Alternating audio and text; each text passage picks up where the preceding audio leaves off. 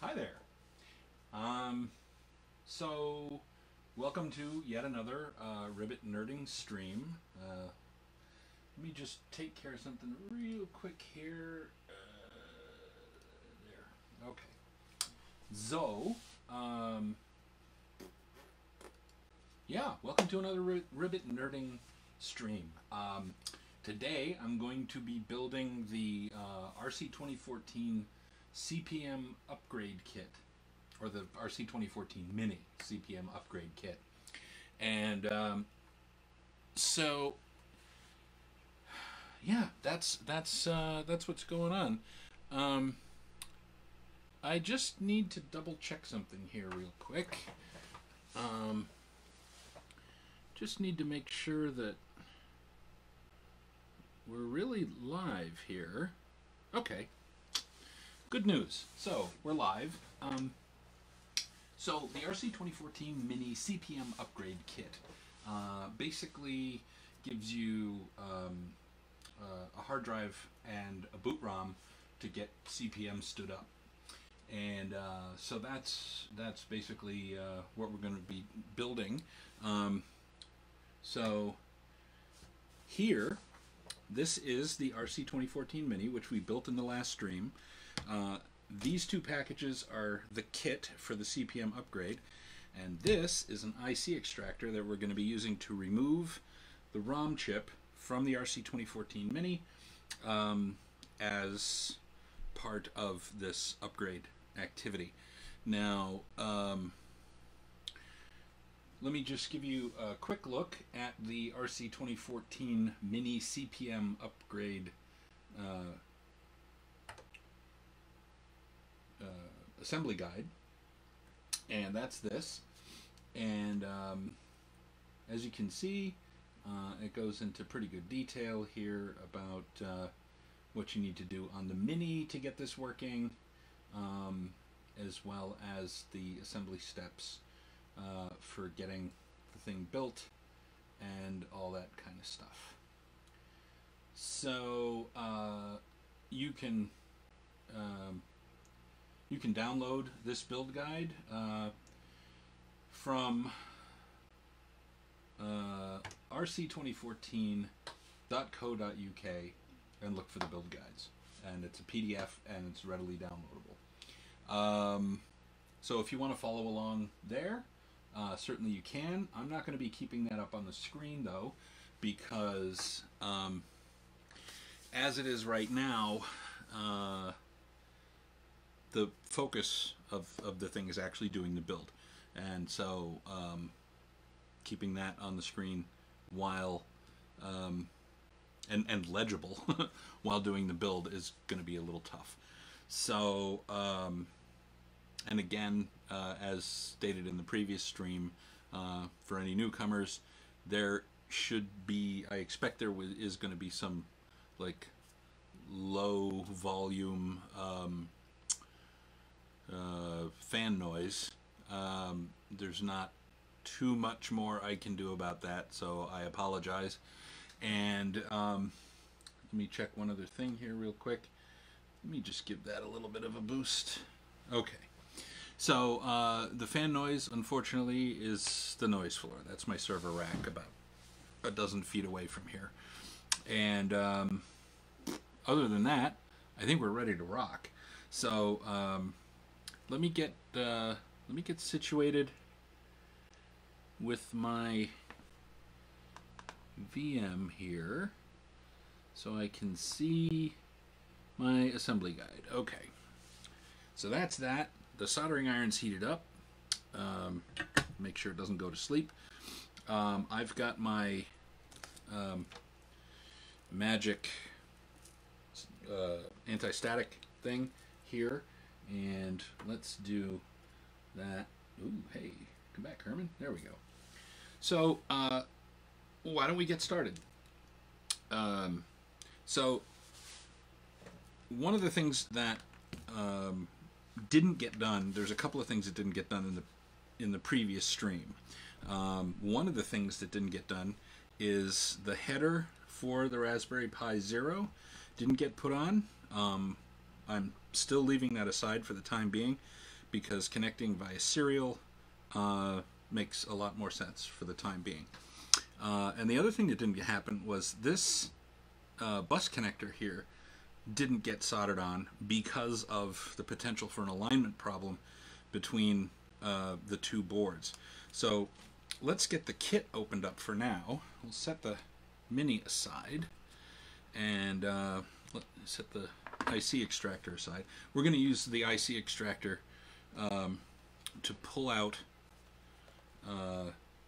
this ROM chip here in the RC2014, and we'll remove these 3 jumpers because there's a separate ROM chip that's on the CPM upgrade board. And I preserved the anti-static foam for the ICs in the RC2014 Mini kit, so I'll be using that to store the ROM. So let's get started. First, we'll open up the bag for the board here, and well, this is a very tight bag. So kudos for that. Let's see here. Come on, there we go. So, what do we have here? Well, it looks like we have header jumper things, or header socket business going on, which is awesome. Okay, let go. There we go. All right. So, there is nothing left in this bag, so we'll set that aside. And again, with the pre-cut, and I don't know if this is die cut or laser cut. I guess it's die cut, but all the IC sockets are right here, so that is lovely. There's a piece of anti-static foam on the SD card slot, which is great for keeping the pins aligned. And thank you for to the fine folks at RC2014 for doing the pre-assembly of the surface mount. That saves us some grief. We've got standoffs, right? And this was discussed in the last stream. So these standoffs are going to be used to hold the RC2014 board above the CPM board above the Mini board. So the final assembled thing is probably going to look something more like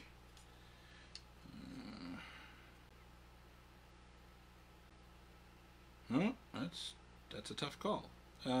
Yeah, something like this, right? So you've got the you've got the RC2014 Mini here, and the CPM upgrade board up here, and keyboard pass-through. Well, maybe not. Maybe that goes like that. Yeah. But anyway, alignment of all of these header... Dadgummit. So, well, I don't need the Mini anymore. So, alignment of... My big fat fingers are no help at all. So, alignment of all these pins and these pins with the corresponding pins on the CPM, on the RC2014 Mini, are going to make it difficult to ensure, like if I just solder the socket onto the RC2014 Mini, without any reference to this board, making sure that set of 40 sockets is properly aligned is going to be really tough. So my plan is to essentially assemble the socket and pin thing together, right? So this setup includes another set of pins and headers, but let's just say, for the sake of argument, that this is the socket that's going to go on the RC2014 Mini. This is the set of pins that would go on the CPM board. Just assemble this together, right? Just like it was meant to be this way, right? So maybe we can give this a little push on the bench and get that aligned. Okay, so basically what we've got here is the sockets that go on the RC2014 and the pins facing down that go on the CPM board. And then we can insert the pins like that into the CPM board, and the sockets like that into the, oh come on, maybe I should do the bottom first and then do the top. Yeah, it's a tight fit, but essentially nope, it goes the other way around.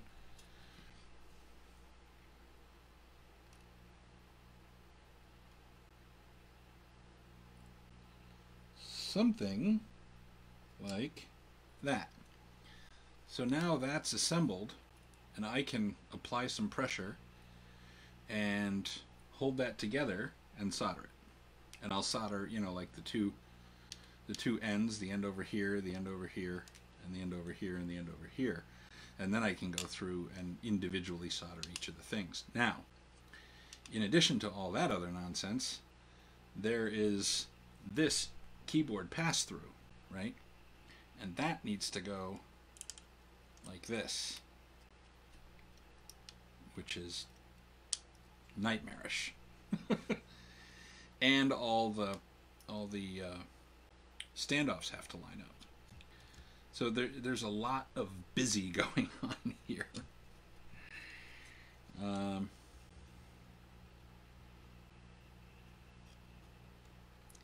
And adding a little bit of insult to injury,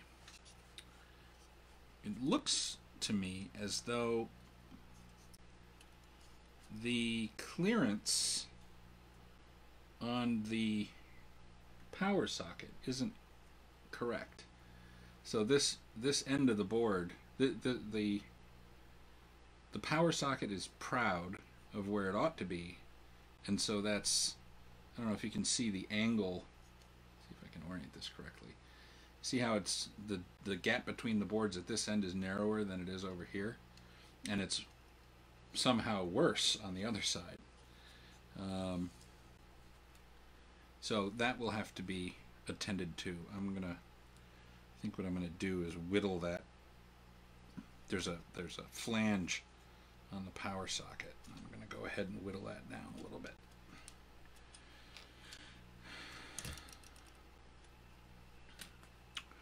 So I will need my knife, and if I just give this a little bit of attention, like that,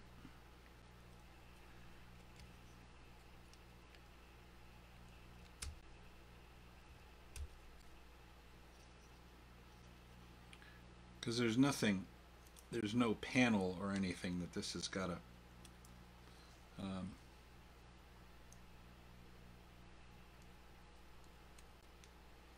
this has got to mate up with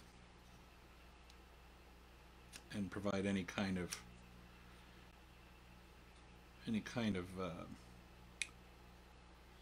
cosmetic fit, right? This flange doesn't serve any real function in this application. So let's try this again. Put that there like that, and I'm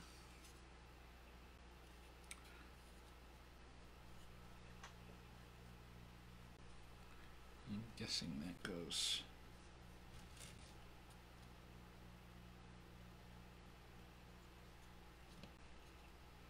like that.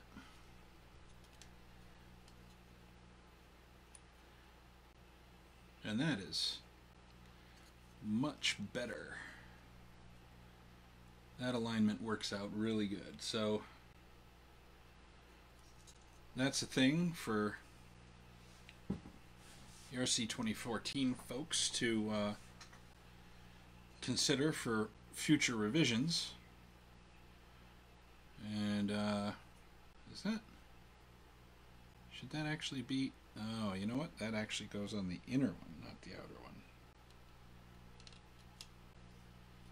I think. Yeah, that looks better. Okay, so let me just get these. Well, you know what, now that I think about it, well, these standoffs are enormous. I wonder what that's about. All right. So, doing the other soldering very well may be a pain in the neck. Let me just...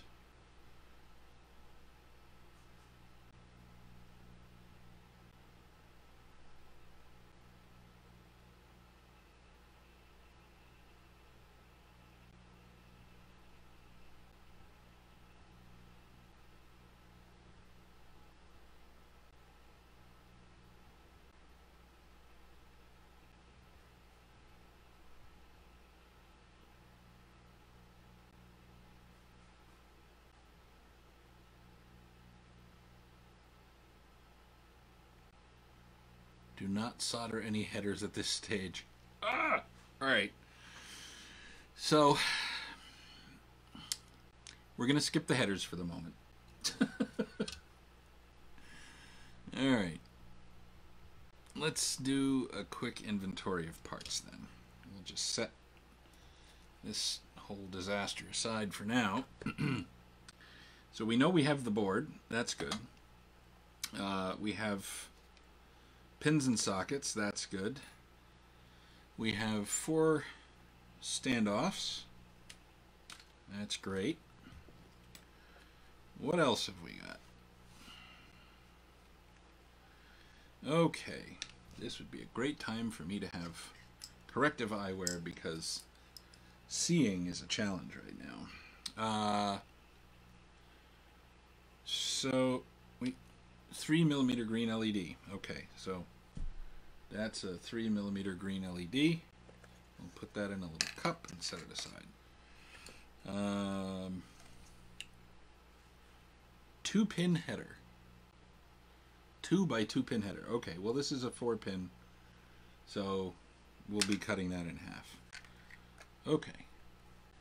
I already got the 28 pins, so we've got 2 28-pin sockets. IC sockets. Oh, those are later. We'll look at those later. Okay, well, let's look at the stuff in the anti-static bag then. Let me, where did my cord go?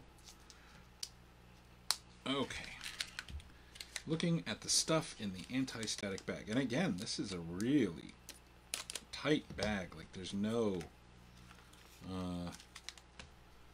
wiggle room in this bag at all. So kudos on getting that working. So let's see.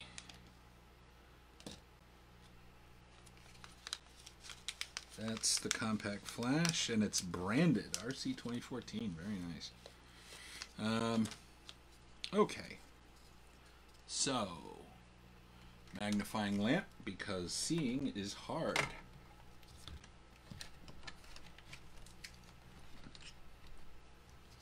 Alright, so let's see. We got 62256. That's this. That's the RAM. 27C512. Well, it's covered up with the label. And I learned that the label actually indicates what ROM images there are on the chip. So this R0881099 indicates, or 99, that indicates what ROM speaking is hard. What ROM images are in what position on the chip. So that's handy. Let's see, what else do we have? Two 74 HCT32s. Check. One 74 HCT04. Check. One 74 HCT393. Check. And 174 HCT138. Check. So that's it for the ICs. I am going to go ahead and take the bill of materials word for what these diodes are. I mean, for crying out loud, you can't even see them, right? I mean, reading numbers on them is going to be impossible. But these are supposed to be 4148s. And I'm going to go ahead and bend those leads a little and put them in a cup. Put the cup aside. We've got one, well, let's see, one 330 ohm resistor. Well, that's perfect. So that's orange, orange, black, 330 ohm. And put that in a thing. What's next? One 10K ohm. Really? One 10K ohm? Oh, 4 1K ohms. Okay. So, brown, black, red. Those are 1K. So we'll go ahead and put those in a cup. 3 10K. So that's what these are. Let's bend those, put them in a cup. And 6 100 nanofarad capacitors. 1, 2, 3, 4, 5, 6. And as far as whether these are 100 nanofarad or not, I suppose we can resort to the mag lamp again and see what the deal is there. And I'm sorry for you guys not being able to read that, but oh my crap. What are these supposed to be? 100 nanofarad.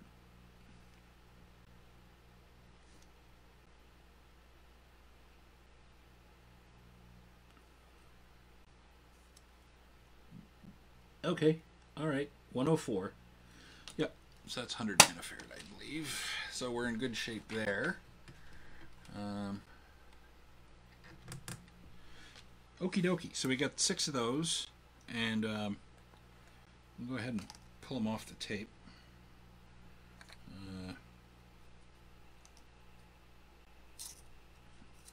There we go. This is something that I was trying to do in the last stream, and it didn't really work out. But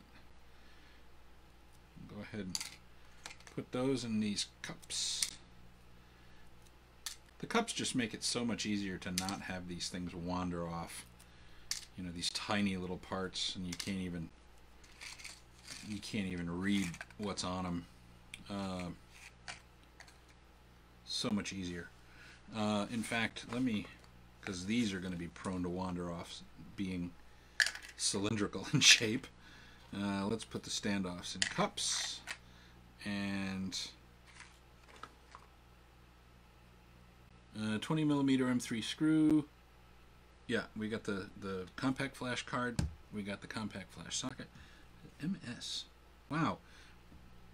This is crazy. This compact flash has a switch on it for M and S. I don't know what M and S means. Huh. 64 megabyte. CPM 68B50. Okay, all right.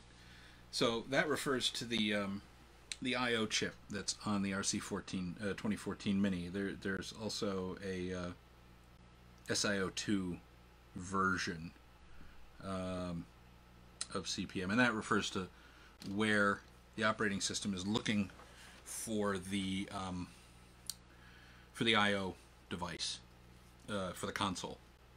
So we've done our parts inventory. 11 millimeter spacer. Okay. So we've built the RC2014 Mini. We're going to disregard the little part of the build instructions that say to install the socket first. Let's go ahead though and remove the ROM and the jumpers. So I don't know if you've seen one of these little babies in action before, but these are fairly cheap on Amazon, and these are great for doing extractions on ICs, the wide format ICs, up to 40 pins, which is fantastic. So, you know, when you're doing Z80 and 6502 based projects, this is killer. And basically what it is you place these fins, for lack of a better word, here and here. You place those fins on either side of the body of the IC with these little grippers at the far ends, right? And then you take your hand and you give that a squeeze, like you were doing a syringe injection, right? And so, as you can see, these little grippers slide in first, and maybe do it like this so you can see. So the little grippers, okay, hold still. The grippers slide in first, and then they begin to pull up, right? So slide in and then pull up. This is great. So let's go ahead and remove the ROM from the RC2014 Mini. And unfortunately, this camera angle is not going to give you much of a special view of this. Maybe I can temporarily do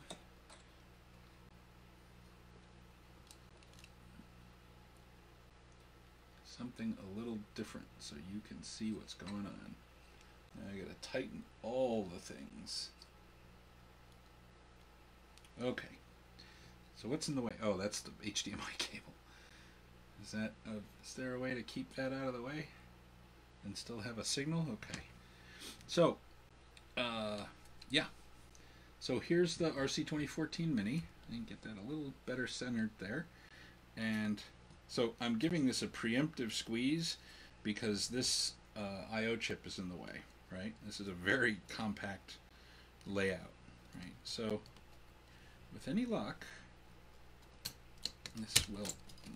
this may take a couple of attempts. There we go. There we go. That's it. It's out. So I've got my anti-static on. I'm just gonna go ahead and release it, and I've got my anti-static foam over here, and we want to save that chip because if ever we want to return that 2014 Mini to normal, quote-unquote normal operation, we're going to need it. So let's go back up here and get that oriented so you can see the bench.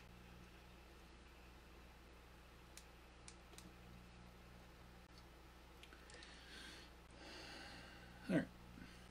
So that's it. The jumpers need to be pulled out as well, so we're going to go ahead and do that. And I've got another little cup here. I'm going to use pliers so these things don't go flying. So 1,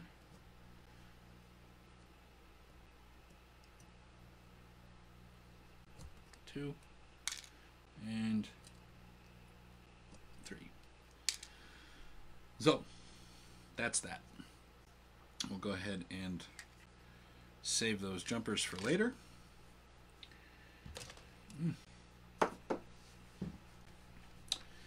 And so we've done the prep on the 2014 Mini with the exception of the header, which, as I've indicated so many times before, that is going to happen later. So this is trash. That's trash. We'll set that aside for the moment. All right. So the next thing on the build guide we've pulled out the ROM, we've removed the jumpers. So the next thing is we actually start doing the assembly of the CPM board. So we're going to set this aside and get our CPM board back in shot here. So that's that. Let's not cut ourselves. How about that, huh? My expectation is there will be no more need for knifing. Gosh darn it.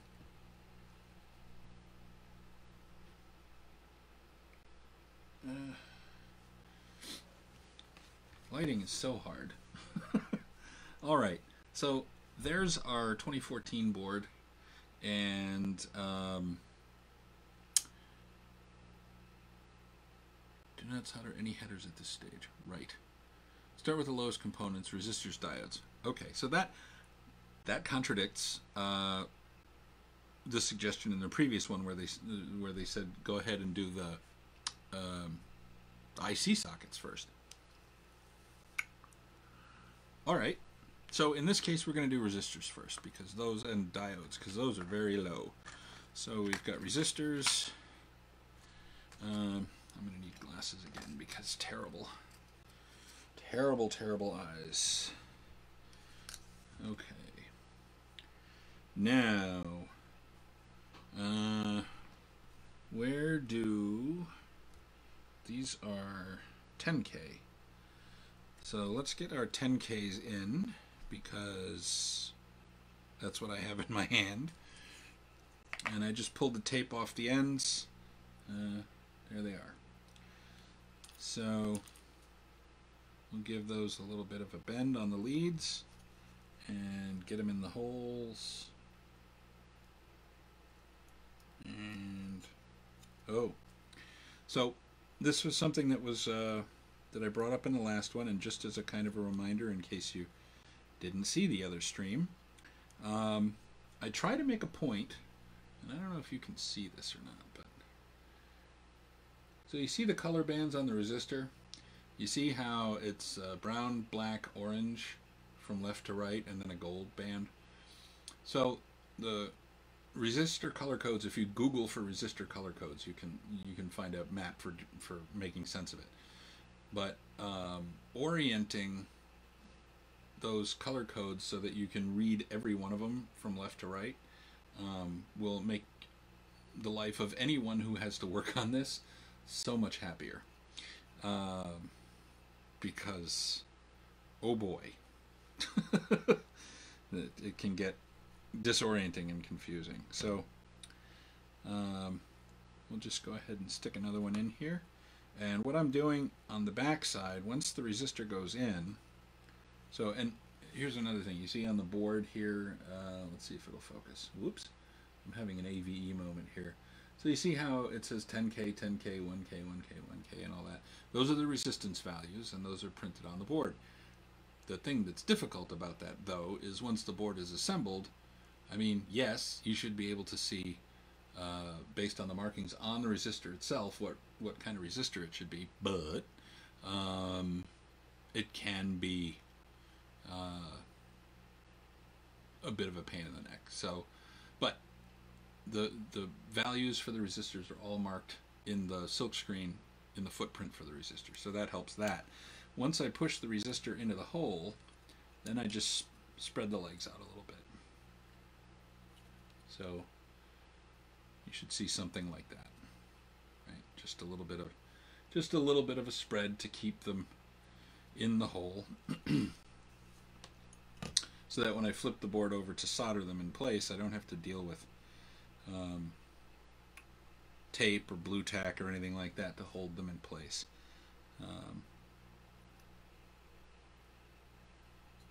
And for a component that only has 2 leads on it, like at some point in the future, if you have to do any repair work on this board, for things that only have 2 leads, doing desolder with a little bit of a splay on the legs is not that big of a deal. If you're looking at something like this that has 28 pins and you've splayed out pins on it, doing the desolder and getting the thing, I mean, let's just say for the sake of argument that you were trying to save some money and you weren't using sockets, you were just putting the chips in the board, splaying the sockets is going to, the legs on the sockets or the chips is going to put you in a position where when you go to desolder that thing to repair it or remove it, it's going to be more difficult to get the thing out. So for things like these ICs, tape or blue tack is a great solution. You do like opposite corners, tack opposite corners, press it in, reflow the joints just to make sure that they're down all the way, and you're in good shape there. So, but for these little 2 lead components, it's no big deal. All right, so now we're going to one case. Oh, that's a 330. Okay. So conveniently, the 1Ks are all grouped together. So we'll just rip the tape off the ends here. This is tape for mechanized pick and place, automated pick and place. So the resistors come on a reel and are held together with tape, and they just are fed into they're threaded into the machine, and the machine knows how much distance there is between each resistor, and it's able to pull them off the reel and stick them into the appropriate spot. And the tape, like old belt fed machine guns, the tape just falls out the end. Where did that piece of foam go? There was the little piece. That's not the piece of foam that went there. This is scrap. Well, I don't want to get into the position of... Oh, there it is. I don't want to get into the position of damaging these pins in this socket, so I'm going to go ahead and re-thing the thing here. In fact, you know what I'm going to do? I'm going to put a piece of blue tape over that to make sure it stays, because I do not want to damage that socket at all. Alright. So, blue tape saves your life. Now, another 1K. I'll just bend the leads, stuff it in, nice and flat, splay them out. One more 1K, bend the leads, insert. I said insert, dadgummit. Splay the legs. Okay, and then the last resistor, that worked perfectly. Is that empty? Yeah, put that on the pile. Alright, so this last resistor is a 330 ohm, which is orange black, orange brown. And that little baby goes right in there, like that. And so, as hopefully when it focuses you'll be able to see, all of the color codes are oriented the same way, so hopefully it'll be easier to read if some poor soul has to do any troubleshooting on this. I guess we'll just go ahead and do the diodes while we're putting in these flat axial lead components, because those will be held in place with splayed leads as well.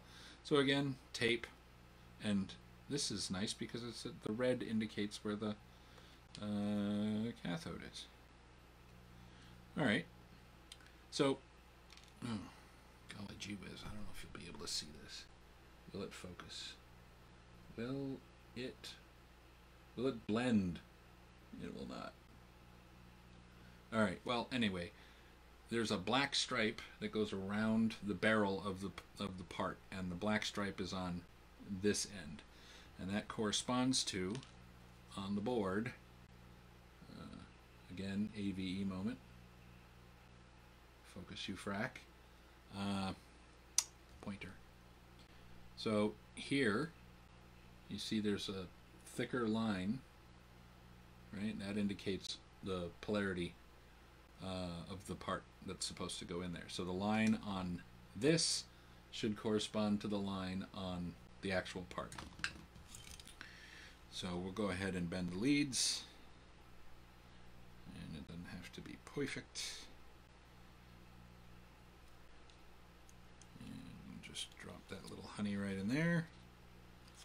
Oh yeah, that worked great. Spread the legs out a little, and we'll do another one here. So the stripe is on this end, so that means a specific thing. We'll go ahead and put that little baby right in there. And ta-la. Okay, so that's all of our little axial babies. The caps are taller than these, so we'll go ahead and get these soldered and clipped, and then move on to the next thing. And since I'm not doing static sensitive stuff right at the moment, rather than having that thing drag all over the place, let's adjust this a little, because it's quite kind of in the way-ish. Zoom in so you can seeing.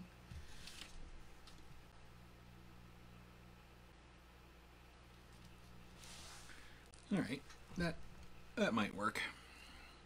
Okay, wake up the iron, and get these things a little more out of the way, clear some of the clutter off here. In fact, I have a little trash can I'm going to make use of, because this is a damn disaster. All right. Okay, that's wonderful. Okay. Whoa, hey, come back, Herman. Whose idea was that? Just get some of this trash out of the way, and we will carry on. Okay, so maybe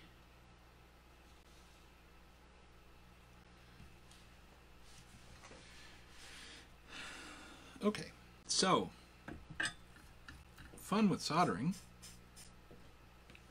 How's the tip look? Tip looks okay. Alright, so I am not going to rosin up my tip. I'm just going to get my solder out here and get cracking.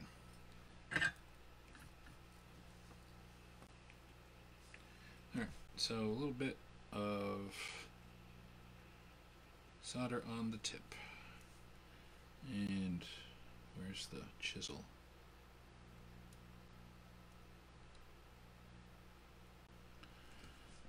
Alright.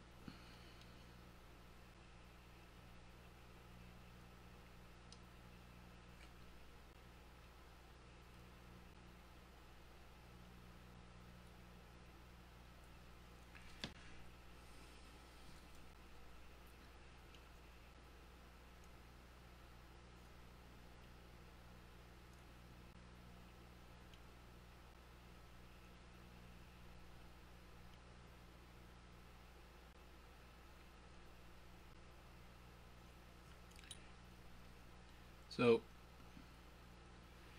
I kind of went into a fair amount of detail in the last stream about soldering techniques and how you approach all this kind of stuff, or how I approach this kind of stuff. This is kind of like the way I was taught, and it's worked out pretty well for me. So, but quick recap for those of you who may have missed it. You may notice that things are tight here, right? This is a very confined space.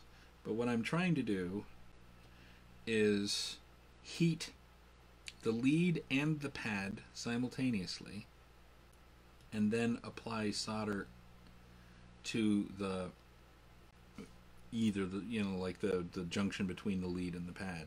And the idea there is that we want to maximize the flow of the solder into the joint between the the two elements that we're trying to join, if that makes any sense.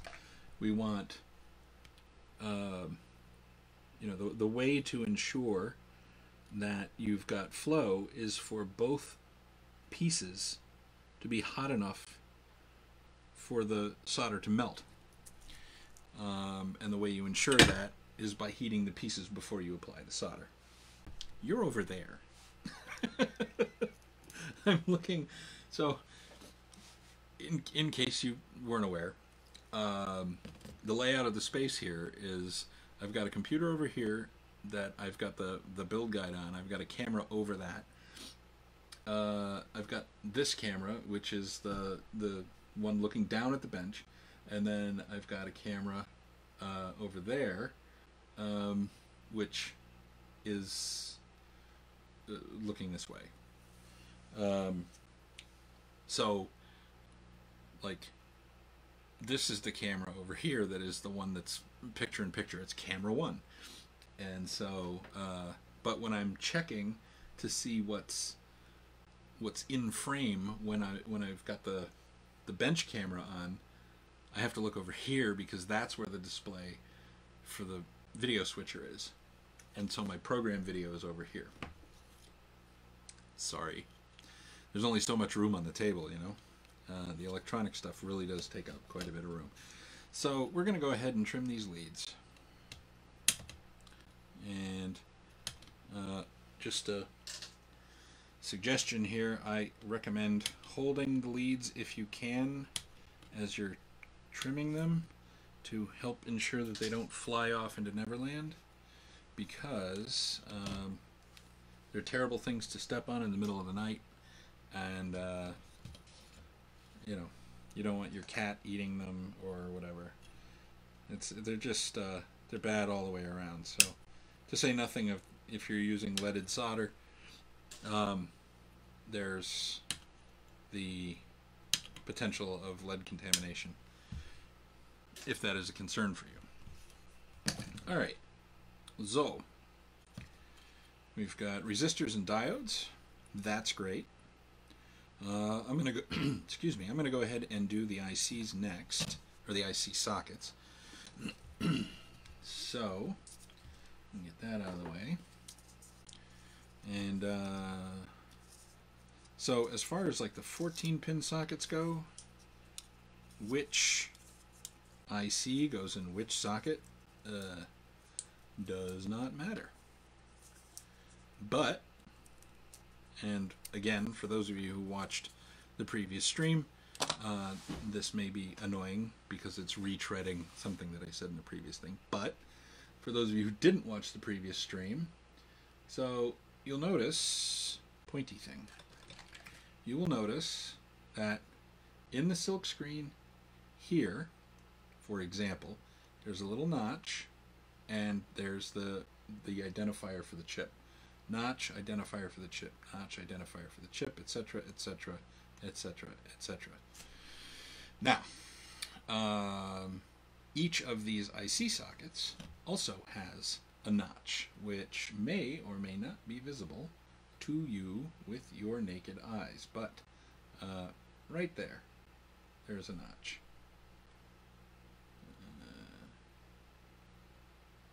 So that notch corresponds with the notch on the board, and we're going to go ahead and drop these sockets in here. I said we're going to go ahead and drop these sockets in here. Oh, haha, he said. So one of these is longer than the other ones. Yes, clever. Very clever. So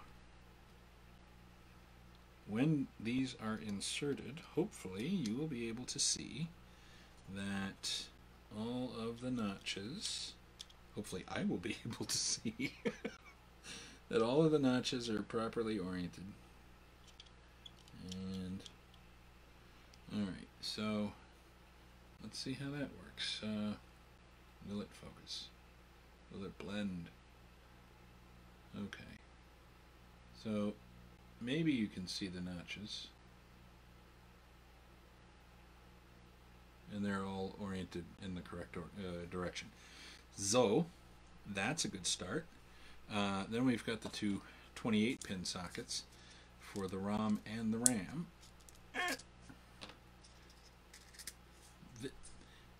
This is freaking brilliant. I cannot say enough cool, happy things about this. Well done. So notch, and there's a notch on the board, and you know, good PCB design suggests that you should have all of your ICs, like the axis of your ICs, the axes of all your ICs should be parallel. That is to say, they face all in the same direction, and the orientation of the notches should all point in the same direction. This is a very compact board, and hats off. Well done. So, I need blue tape, and I need a longer piece of blue tape.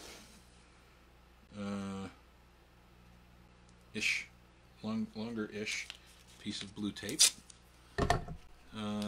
to hold these IC sockets down. So I'm going to go ahead and try and kill all the birds with one piece of tape. Alright, so if I lift the board, then I should be able to mash the tape down on there and get good sticktivity, as I've heard. Might actually be a legitimate word.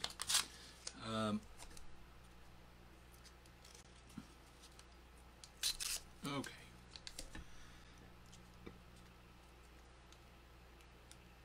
Now, these sockets are now the tallest things on the board, which is awesome. Doop. All right.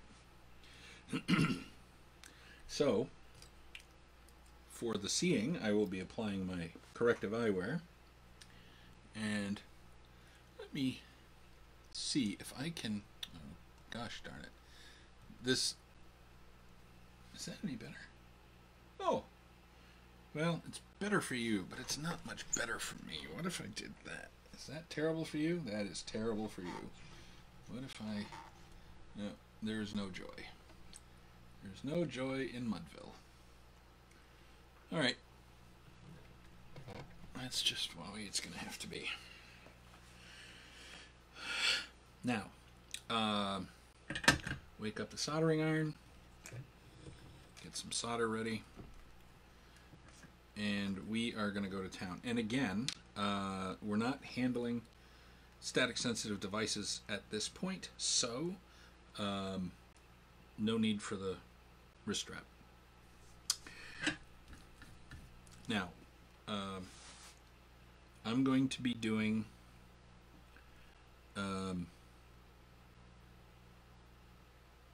corners, opposite corners on these. So here's one,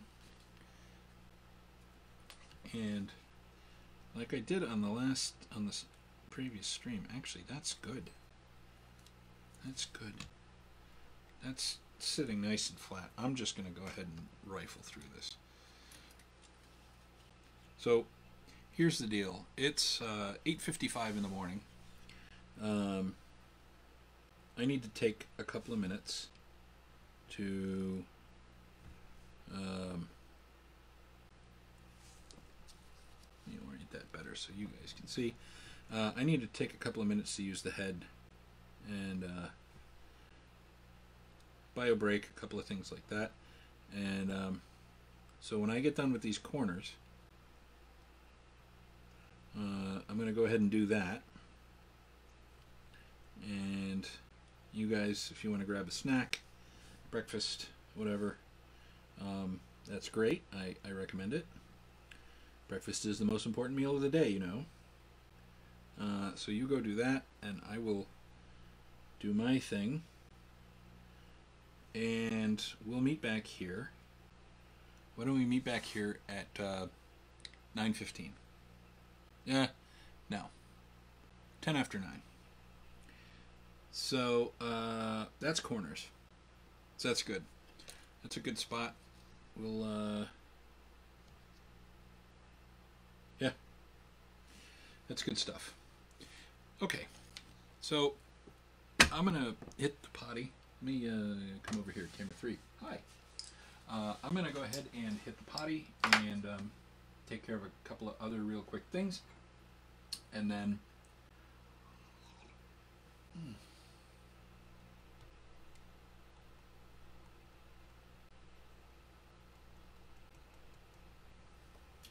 yeah, I'm gonna do that stuff, and I'll be back, and we're gonna call it 10 after 9, and be safe and have fun, and we'll see you soon. Okay, thanks. Where'd it go?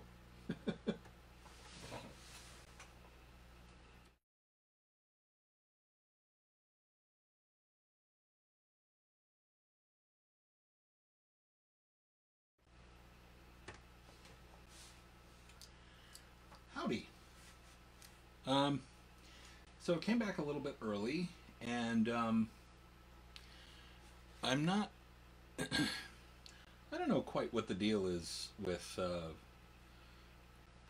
so I've got the stream playing over on that computer over there just to monitor and see what's going on. And first of all, the delay is substantial. But the video quality is worrying. And I set the let's go over here. I set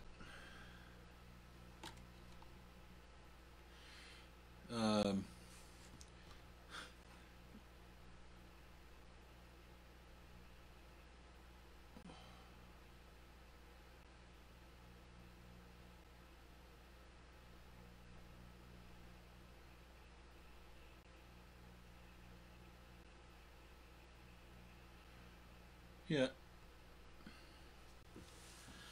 Facebook's complaining. The event logs are crummy.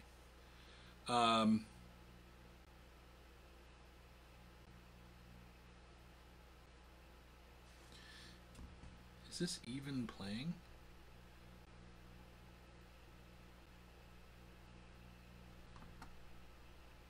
There we go. Okay. Wow, that delay is horrific. Oh my god. All right. So video quality is much better. All right. So that's great. I don't know what the crap was going on, and I apologize. I'm still a little new at this, and I've been very consistently disappointed with the way that Facebook's streaming thing works. I was planning to do this on YouTube, but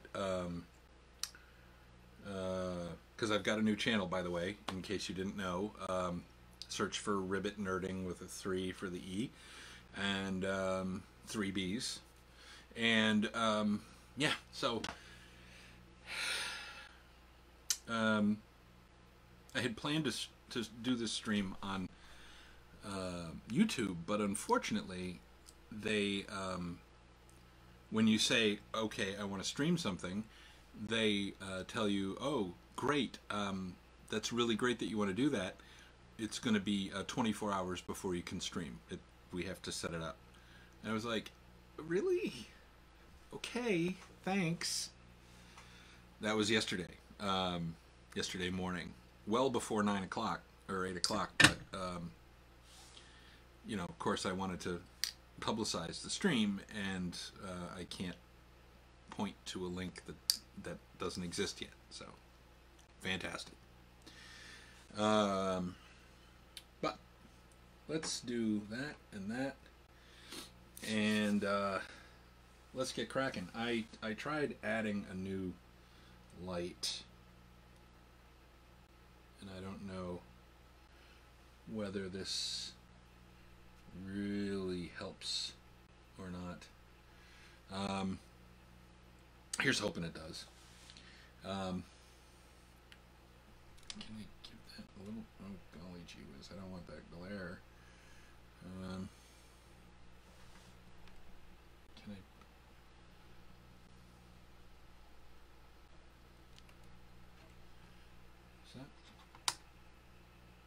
Is that better for you guys? All right. The white balance is garbage. All right. I'm going to have to figure out some better lighting going forward. But in any event, we can get cracking here. How is that for shadows? That's not bad. All right. So, let's get back to Ronald Reagan and his criminal gang. When last we left them, they were trying to get government off our backs. So when we were last together, I did the corners, opposite corners of the IC sockets. So now I'm just going to rocket through these, hopefully, and need a little bit more juice on there. There we go. So we'll just fly through these, and with any luck, a little more juice there. This will go fairly quickly.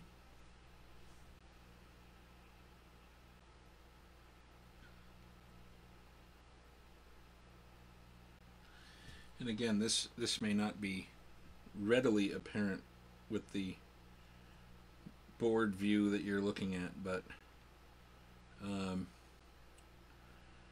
I'm trying to apply heat from one side and solder from the other, and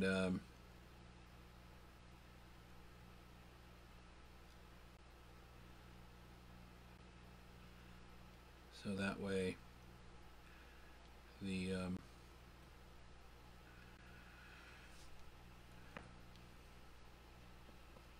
parts that I'm soldering are what's melting the solder and not the iron directly.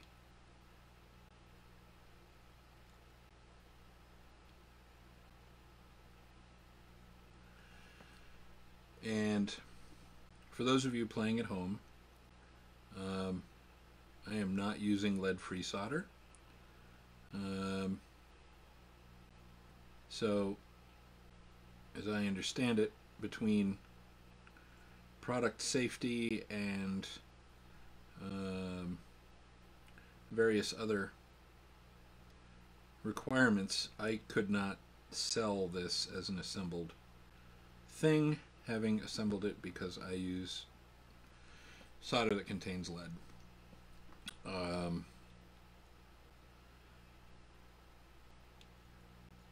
But for hobby use, lead containing solder is I find it easier to work with, more effective, and as long as I take the appropriate precautions,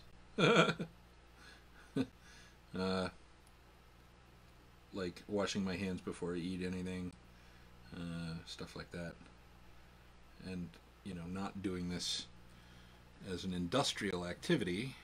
This is something that I do occasionally. It should be fine.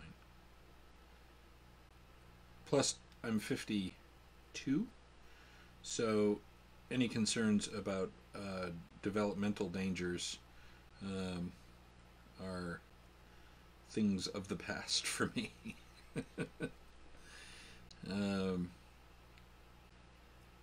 That was one of the things in the 70s, lead paint chips, lead paint paint that contained lead.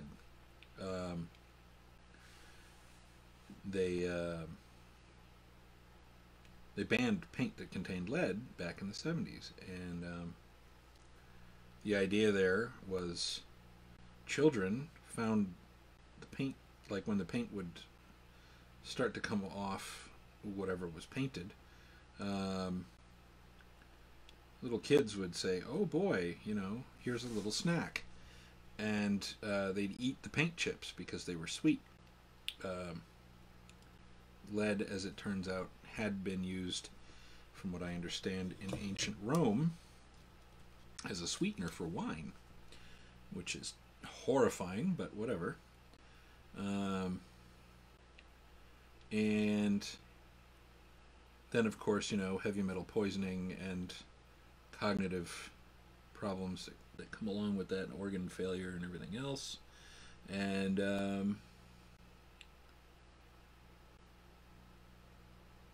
then we had, you know, the fall of Rome and the Dark Ages and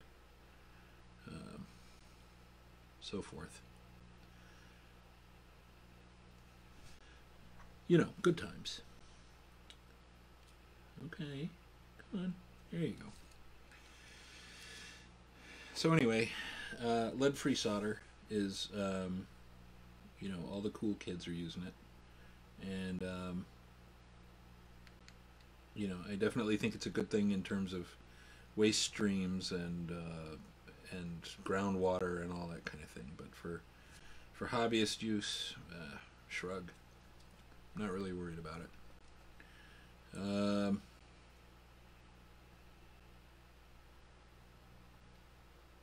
Yeah. So we're down, almost down to one 28-pin socket left. Okay.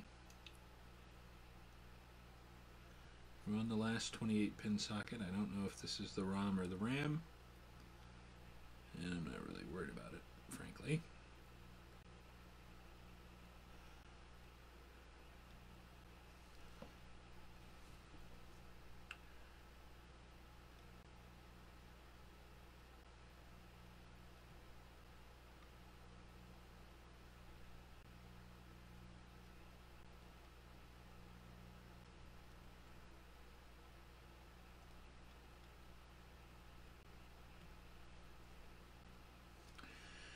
And the last 13 pins. And I say 13 because on each of these rows of 14 pins, one of them is already soldered. So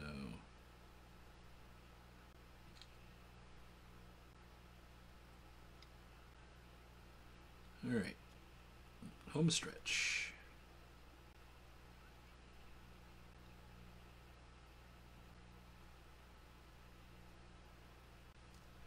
And a thing that I mentioned in the previous stream that bears repeating here now is the matter of applying pressure to the pins. So let me try that camera. So if you have a pin that's in a through hole, right, and there's wiggle room, right? If you apply your iron thusly, right, in the hole, such that you're causing the pin to do that, that pin has some kind of some measure of spring ness to it, right? So you've got the pin coming through the hole. You apply your iron here. The pin goes across the over to the edge of the hole, right? You apply your solder, you pull the iron away, and the pin wants to go back to the center. Well, what happens is, as you're pulling your iron away, almost immediately the solder starts to crystallize, right? It starts to cool and solidify. And so as it does that, and the pin moves like this, that puts stresses in the cooling solder. and can result in cracked or cold solder joints, which do not flow electrons properly, which is bad. So what the ideal thing to do is apply your iron such that it's got good contact but isn't really displacing the pin, right? And is also contacting the pad. And then apply your solder to the pad and the pin, have it flow, and then remove the iron without disturbing the pin as the solder cools. It sounds impossible, but it's not. Alright, so let's do that. And so where we're at now is, let me just double check with my eyeballs here. Okay. Oh, and, haha, he said, speaking of himself in the third person. So right, where did it go? Oh, crap in a hat. Here. That.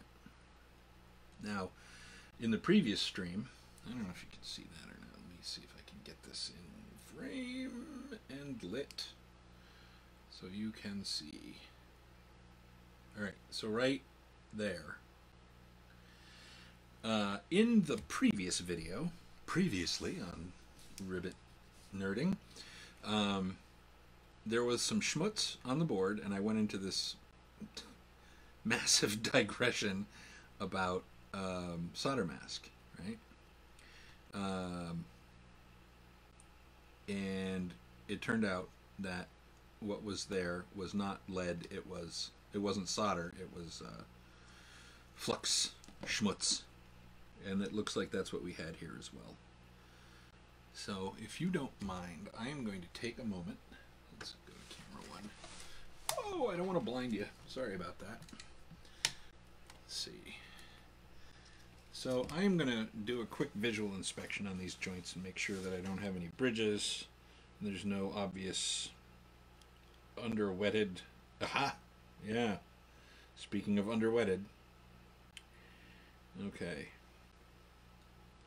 So I do have a joint that I want to touch up a little bit here. And let's see. So this may be impossible for you to see, given the circumstances. But that pin right there is hot garbage. So I'm just going to reflow that real quick, throw a little bit of extra goop on there, and let's see, hotness, goop. All right.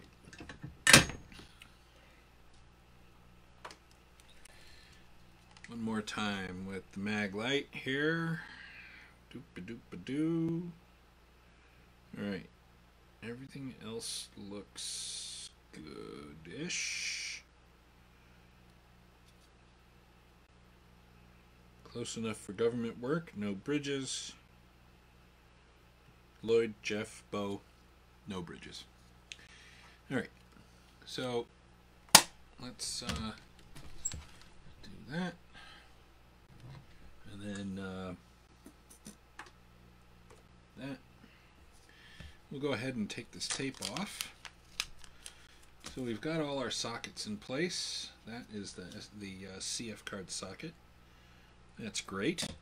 So the next thing I think we're going to do is we're going to put in the decoupling caps. Those, what were they, 100 nanofarad caps? So those are the next tallest things, and them are they. And those go near the power pins on the various ICs. So there's one there, one there. I'll just put that little baby right in there, And that is low. That is actually lower than the IC sockets, but it's okay because we can splay the pins without doing any damage. Oh, crap in a hat. You know what? I may have done this backwards. So one of the things... Oops. Come on, Herman. One of the things that I had indicated previously was that I like to have the values facing where somebody who's going to be working on the board can see them. And okay, so 104, good. All right, so the printing on these things is so freaking tiny. 104. I'm just going to have to do this with the mag lamp, and I apologize for the shitty television that makes. Pardon my French. C5,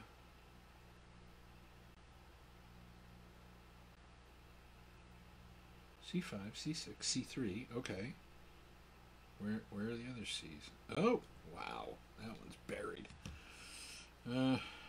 Well, it doesn't matter which way the print is facing on this one because you're not going to see it no matter what. We'll just drop that little baby right in there. I said we'll just drop that baby right in there. I said, I'll say, boy.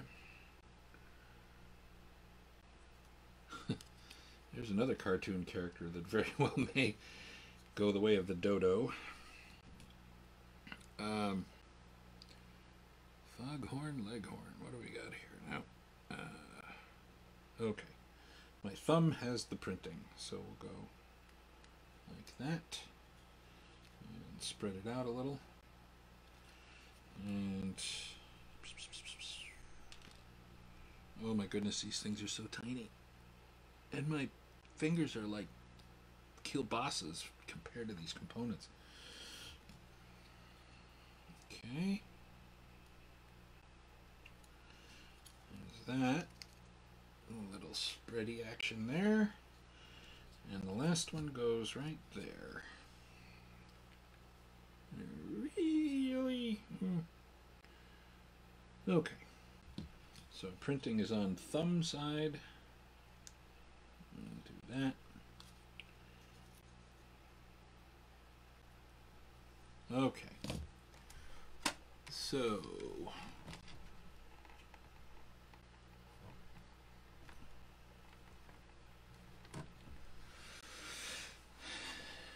all right, let's solder a thing. Isn't this exciting?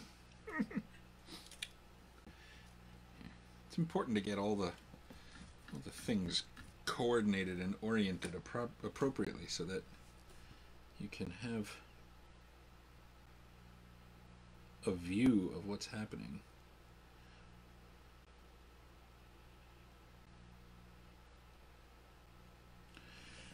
And as a reminder, we talked briefly about the diodes having polarity on them. That is, there's a positive leg and a negative leg. And we kind of skipped over the idea that resistors don't. So resistors are non-polarized, and these capacitors are non-polarized. But not all capacitors are non-polarized. So there's a type of capacitor called electrolytic capacitors, and electrolytics are among the types that are in fact polarized. I believe there are others that are polarized, but the names are escaping me for the moment. I don't know if they're mylar or what, but if I remember correctly, electrolytics are not the only kind of capacitor that have a polarity to them.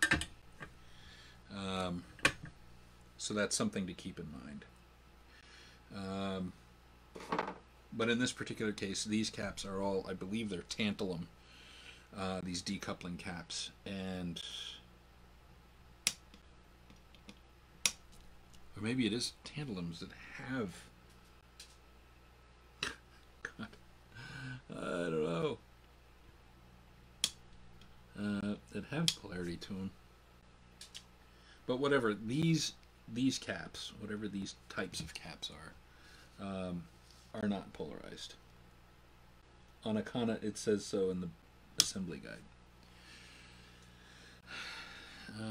Did I? Oh, I missed one. Dadgummit. All right.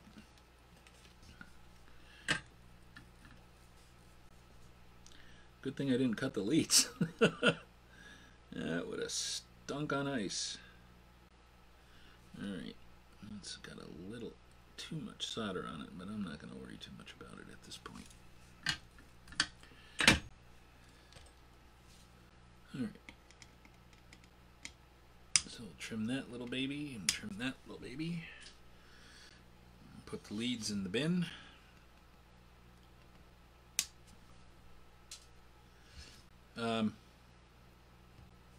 While we're talking about bins, in the previous stream, I had pointed to a, I had shown a product page on Amazon for these little things. I cannot recommend these enough. These are 2-ounce plastic souffle cups, and they're also popular for Jello shots. But they have lids. So here, for example,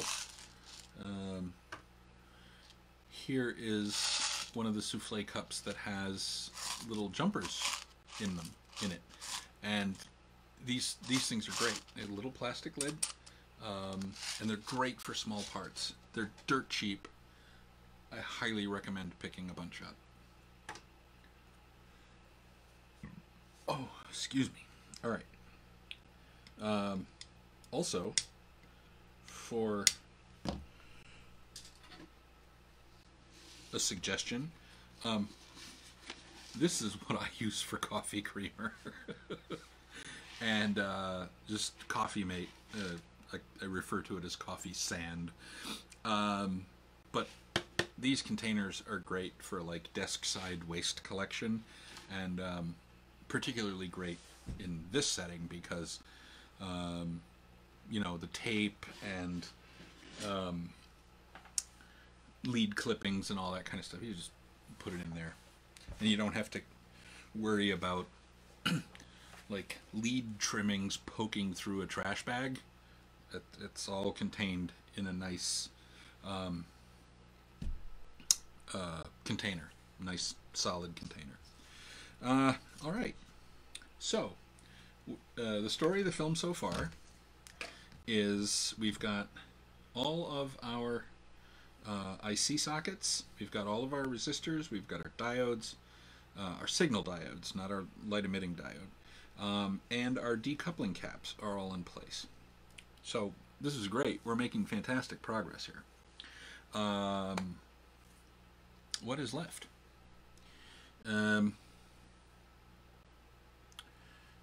Let's see. Let's consult our little souffle cups. Okay, so we have our two little headers. We have our LED and our standoffs. That looks like it. Holy cow. How about that? All right, I'm gonna... Excuse me. Oh my gosh. Who are you people? Get off my lawn. All right, so the CF Busy light, which goes right there, that requires a little LED, which we have right here. And as discussed previously, and you probably can't see, so you may notice that the leads are of differing length, right? So the way I remember this is,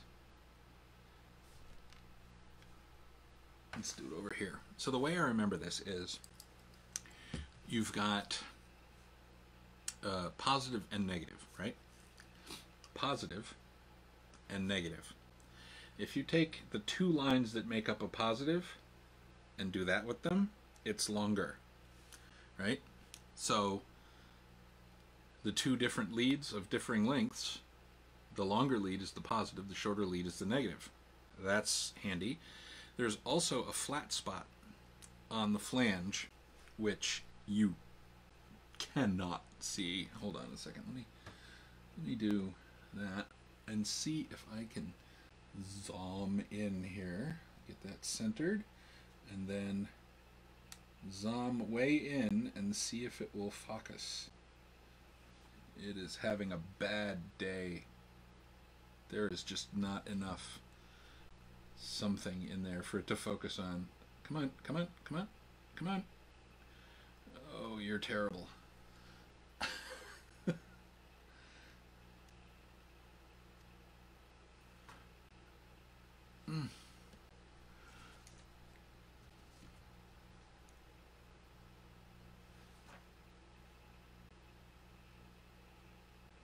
Cannot cope.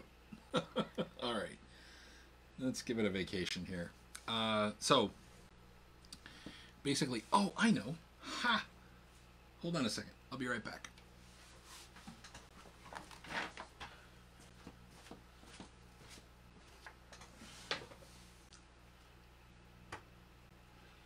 All right, I've failed you. My apologies. My apologies. So we'll do it this way. Get the little LED out of the way. And I had bought a small whiteboard, which would have been perfect for this. And then I can't find it because I'm a terrible human being, apparently. But basically, when you look at an LED from the side, it looks something like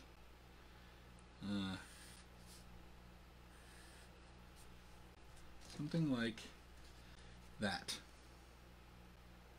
Wow, I drew it too big. Apologies. But this is the short leg and this is the long leg. When you're looking down on it, it looks more like this, where this is the perimeter of the main body of the LED, and you'll see a flange which corresponds to that. You'll see a flange that looks like that. So it makes a flat spot here. That flat spot corresponds to, if you look through it and those are the leads, that is the minus lead and that is the plus lead. Ta-la! So those are the two ways to know what the polarity of a light emitting diode are. Is the two ways to know what the polarity is. Okay, so probably can't see, but no, I definitely need to work on the lighting situation here. Yeah, actually that works good. So the hole that's closer to top of frame here, you'll see that it's the pad is square, and the one closer to bottom frame is not. Okay, so that's the negative pin. So short pin on the LED goes in the square padded hole. I'll push that little beggar down, and that's gorgeous. So give the legs a little bit of a excuse me, a little bit of a spread there, and we will solder that little honey in place. Where did my glasses go? I cannot see. Solder. souffle cup. Wait for the iron to come up to temp because it was taking a nap.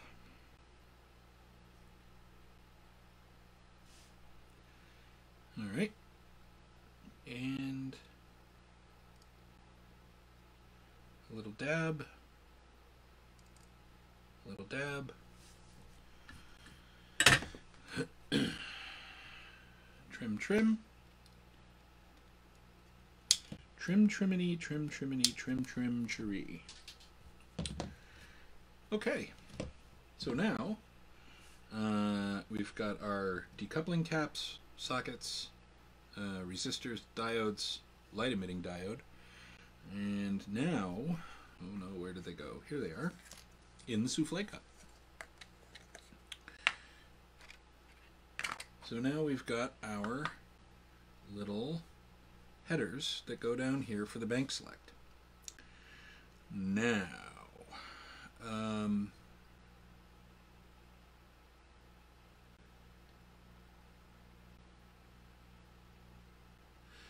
okay, so see here how it says bank 3, bank 2, bank 1, right?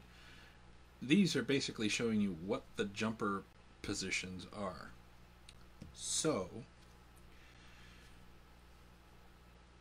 there's 4 holes here, and there's 2 different ways that this can be oriented. Let me zoom in just a little bit. Whoa, too much. There we go. All right, so there's, focus you so-and-so. There's 2 different ways we can orient this. These pins, right? We can orient them like this, and I realize this is 4 pins worth, right? So this is going to be cut in half. But we can orient it this way, or we could orient it this way, right? Long ways, aligned with the long axis of the board, or at a right angle to the long axis of the board, okay? And what I'm going to do is I'm going to put these in at a right angle to the long axis of the board. And the reason I'm going to do that is to ensure that when the jumpers, oh, where did the jumpers go? Here. So when the jumpers go on, the spacing between the pins that the jumpers are going to go on is always correct, right? Because if you have to jumper across like that, that's going to be sad making. So I'm going to split this with my little side cut pliers, and there we go. And I'm going to use my magic needle nose to put those in the holes. I promise I'm going to put these in the holes. Oh my god. Come on, there we go. And I'm going to do a little trick, which is I'm going to go ahead and put jumpers on here, and I'm going to do them the wrong way. Watch me now. There's a couple of reasons why I'm doing this. The first reason is that the body of the pin header, right, the plastic body, is comparatively soft. And so what happens is, as you go to solder it, the plastic softens even more and can wiggle in that body, which you don't want. And the second reason is, even if that plastic body doesn't wiggle, you can still get into a situation where the whole assembly shifts side to side, which you also don't want. So one of the ways to hold all that together is just put jumpers on it. But on the third hand, the reason why I'm doing this is so when I apply blue tape, the pins don't poke up through the blue tape. the tape sits on top of the jumpers, so there's a wider surface area and all that kind of business. So let's get back to work. So I have a piece of blue tape here. I'm going to apply that. There isn't a whole lot that's going to be super sticky to apply it to, but that's okay. And let's go to town.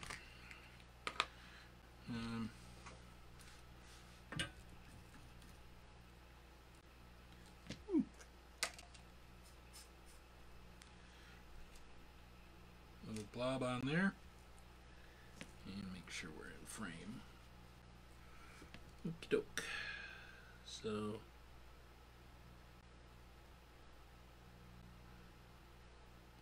the other thing to bear in mind here is that these pins on these connectors are they have a fair amount of thermal mass, and so it takes a couple extra seconds to heat them up, and what that does is it gives you more of an opportunity to have that plastic body melt or soften, which you don't want. And the more you can do to stabilize the whole deal, the better off you're going to be. So I'm going to take that off there, and I'm going to take these off before I forget that they're hooked up wrong, because they are, or were. Now they're no longer hooked up. So I'll put those in that little cup, and then we're pretty close to done here with all the little components. Let me consult the assembly guide real quick.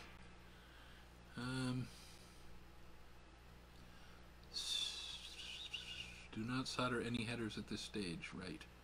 Okay, so we put the resistors, we put the IC sockets, and LED. And when all the components are in place, it is time to solder the pin header that connects the CPM upgrade to the RC2014 Mini. In order to assure correct alignment, push the 40 pin header into the 40 pin SIL socket on the Mini, then place, right, okay, the inner row of holes. So I was, okay, so that's the Mini inner row of holes. And just to help ensure that everything is copacetic, I'm going to go ahead and do at least 2 of these standoffs. Are these threaded? They're not. Okay. So I'm going to do that and that and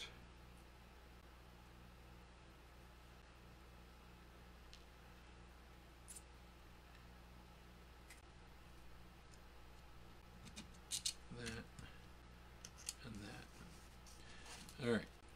So let's see. Is that? Can we actually see what's going on there? Oop. There we go. All right. So, this is the RC2014 Mini Board.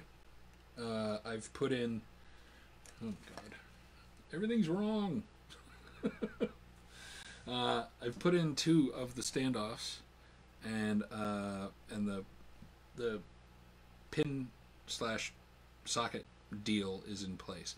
So now, if I do that and align with my standoffs, esque, here we go. Now, this may be of no interest at all in camera 2 because, he said, speaking of himself in the third person. So to help stabilize this whole mess, I'm going to, whoa, come back, Herman. I'm going to go ahead and cinch these oh, come on now. Everything's so tiny. Ermagerd, come on. Please cooperate with me. Why doesn't anybody want to be my friend? Oh, golly. Come on. Come on. This is like, I don't know, 25, 30 years ago, I was into RC cars and, you know, like the dune buggies and stuff, and building the kits, and the parts, some of the parts were just so unreasonably small that there was just no way to assemble these things with like human hands. It was awful. All right, so I'll just make this a little difficult for you guys, and apologies, but okay, come on, nylon nut, work your way down there. Okay, so this arrangement of the standoffs is not permanent. I very well may do this differently, but for the purposes of aligning wow, that is nightmarish. For the purposes of aligning these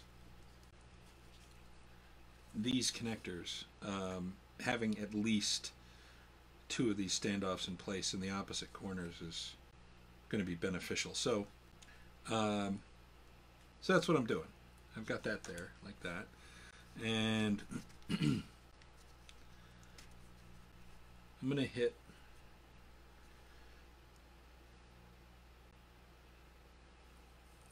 one at each end, probably one or two in the middle, and then I don't know, panic, scream, run in circle, flip it over, and do the same thing. So make sure we got a little bit of goo on the iron, and okay, so that's one end, that's the other end. Let's do 20 and 21.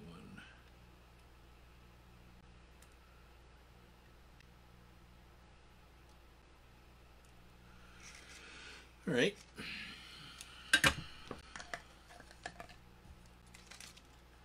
Flip it over. That's lovely. Now, since we last spoke, the RC2014 Mini, I've done the flux clean on it, and or at least that was my plan.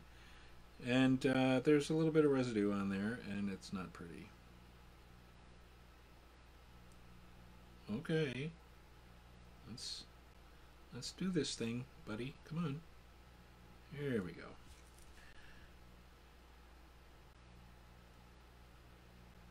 There we go. And I don't know if this is exactly 20 or 21, but it's in the neighborhood anyway. And again, with these connectors, there's substantially more thermal mass than you would have on a resistor or something, and so you do have to apply the heat a little bit longer. Now, hopefully, that will come apart when I go to take it apart, and also hopefully, this could be tricky. So, this is a stacking header, is the term for this. And notice how long these legs are.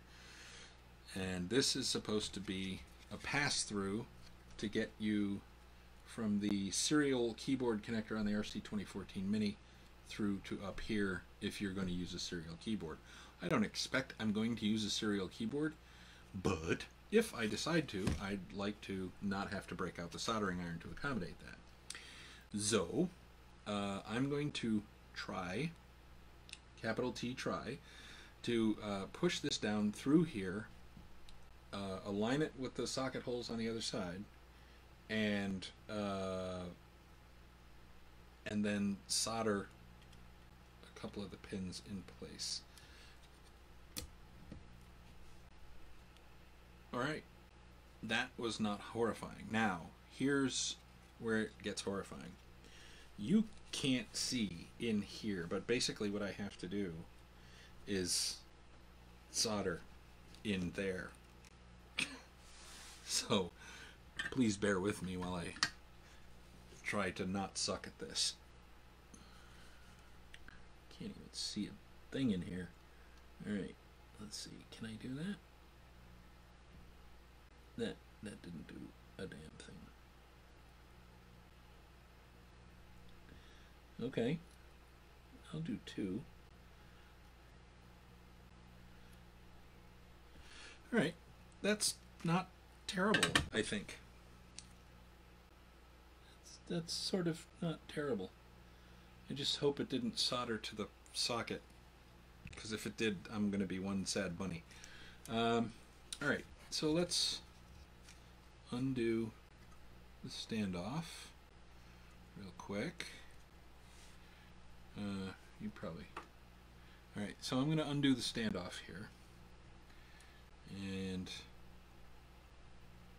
these, you know, nylon is a really amazing substance, and I don't want to be like a detractor saying bad things about nylon, but when it comes to nylon screws and nuts, I'm surprised at how unwilling these nuts are to just run down the body of the screw.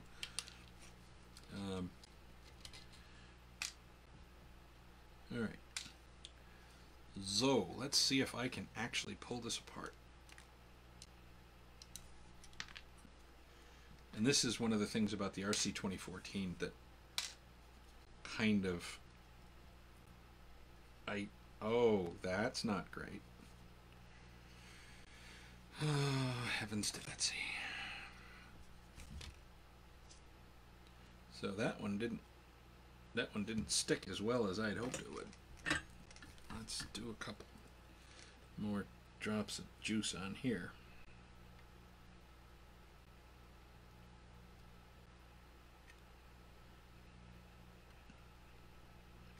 Maybe hit its neighbor.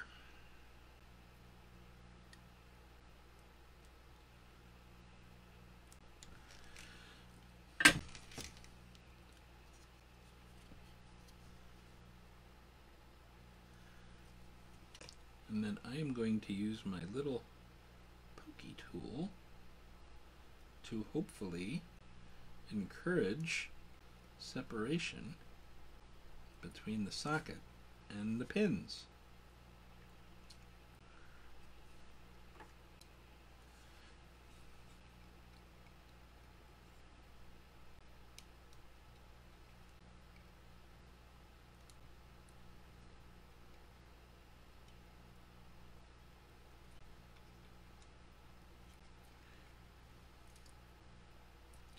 So this is, to some extent, a disappointing bit for me with the RC2014 is these 40-pin bus connectors. On the one hand, they're awesome because you don't have to use card edge connectors, and card edge connectors are a pain in the tuchus. However, the other side of the coin is that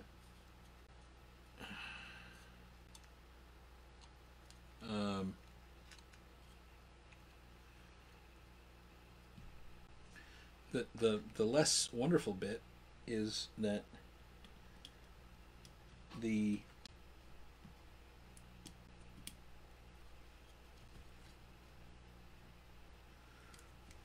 there's so much friction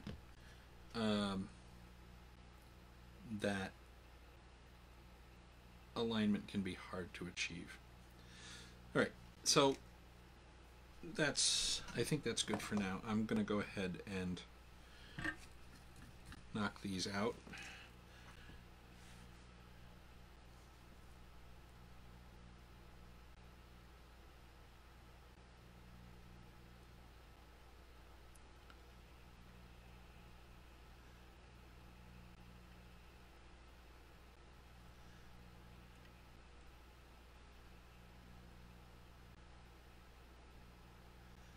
Yeah, so card edge connectors bring along their own headaches, and so I don't know what the best solution is.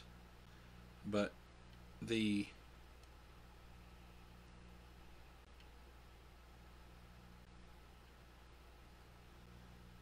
come on. The ability to align these 40-pin connectors, especially in a situation where you have to have mechanical alignment of the boards and the connectors, can be nightmarish.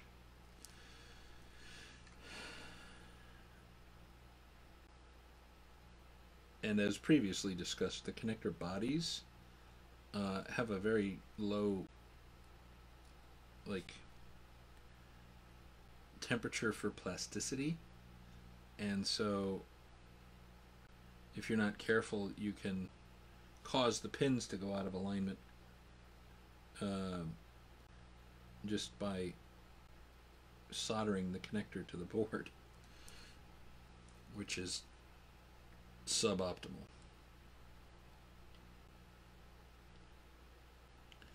But again, considering the budgetary and technical constraints of the design of the RC2014, I totally understand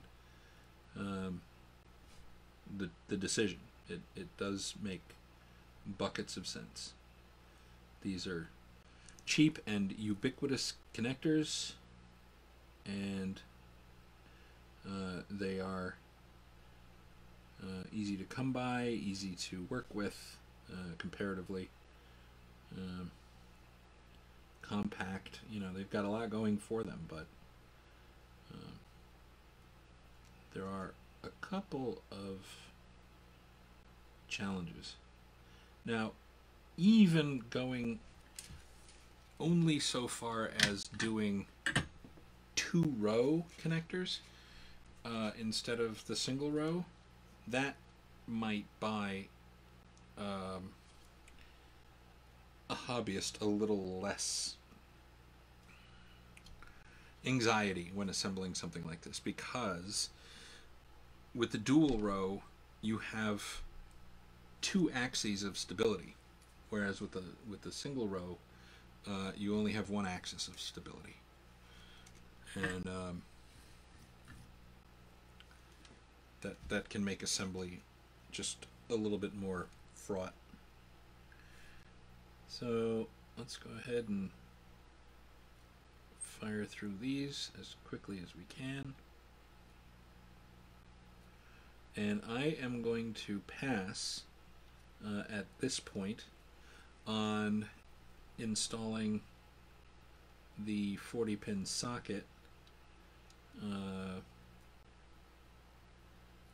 adjacent to this connector, and the reason I'm going to do that is because at this time I don't see myself expanding this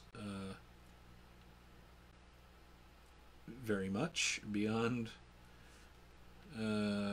what we see here. I may at some point, but at the moment it's not something that I'm all about, and as such, introducing another spot to short things out is just not where I want to be right now. So hopefully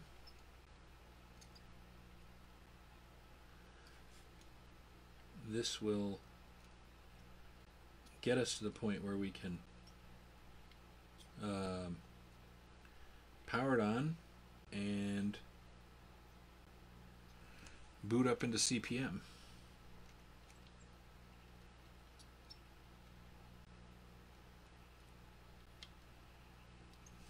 And really, I have my doubts that,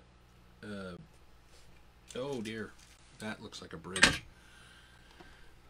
Hold on just a moment here.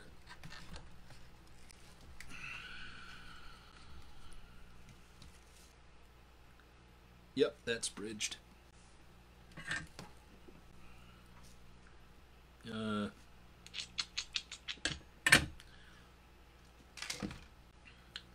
If you don't have desoldering braid, I highly recommend that you get desoldering braid, because for little things like this, like bridges and stuff, and for simple removal of individual like resistors and stuff, desolder braid is great. If you're doing like substantial board depopulation, you know, removing IC sockets or ICs, large numbers of pins, I would definitely recommend a vacuum desoldering tool like a Hako. What is it, the 301 or something like that? Those are great tools. Highly recommend. But for just touching up a little solder bridge like I had here, the desolder braid is great. So other than that bridge, these all look good. All right, so let me take that off and hit these pins here.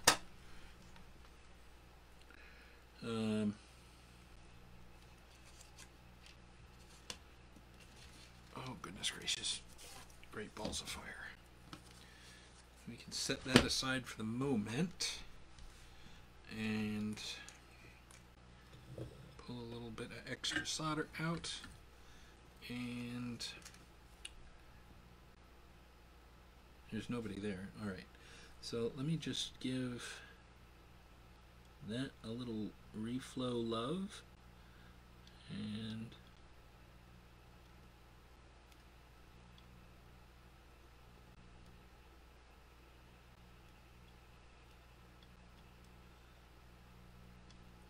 again, you don't want to get, oh come on, you don't want to apply heat too long to these connectors, because the plastic body of the connector can melt and deform, and then you can end up with you know, the pins wandering and stuff. All right, so we have almost everything done here. Let me take a look at the assembly guide real quick. Where are we? Once the header pins are soldered, you can remove the CPM upgrade kit. Check that you are happy with your soldering before moving on. Okay, I've already checked.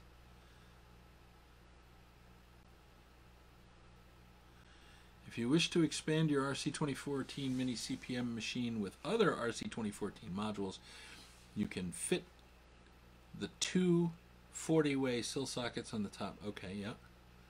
If you wish to use RC2014 micro keyboard, then you can fit the 6-way. Okay, already did that. But soldering the header gives mechanical rigidity. Yeah, okay. So now that we have everything soldered, let's connect the CPM upgrade kit to the RC2014 Mini. But first, it's a good idea to inspect all the PCBs for shorts, bad solder joints. Okay, check that the ICs are inserted in the right way, notch to notch. Then carefully insert the upgrade kit onto the expansion slot of the RC2014 Mini.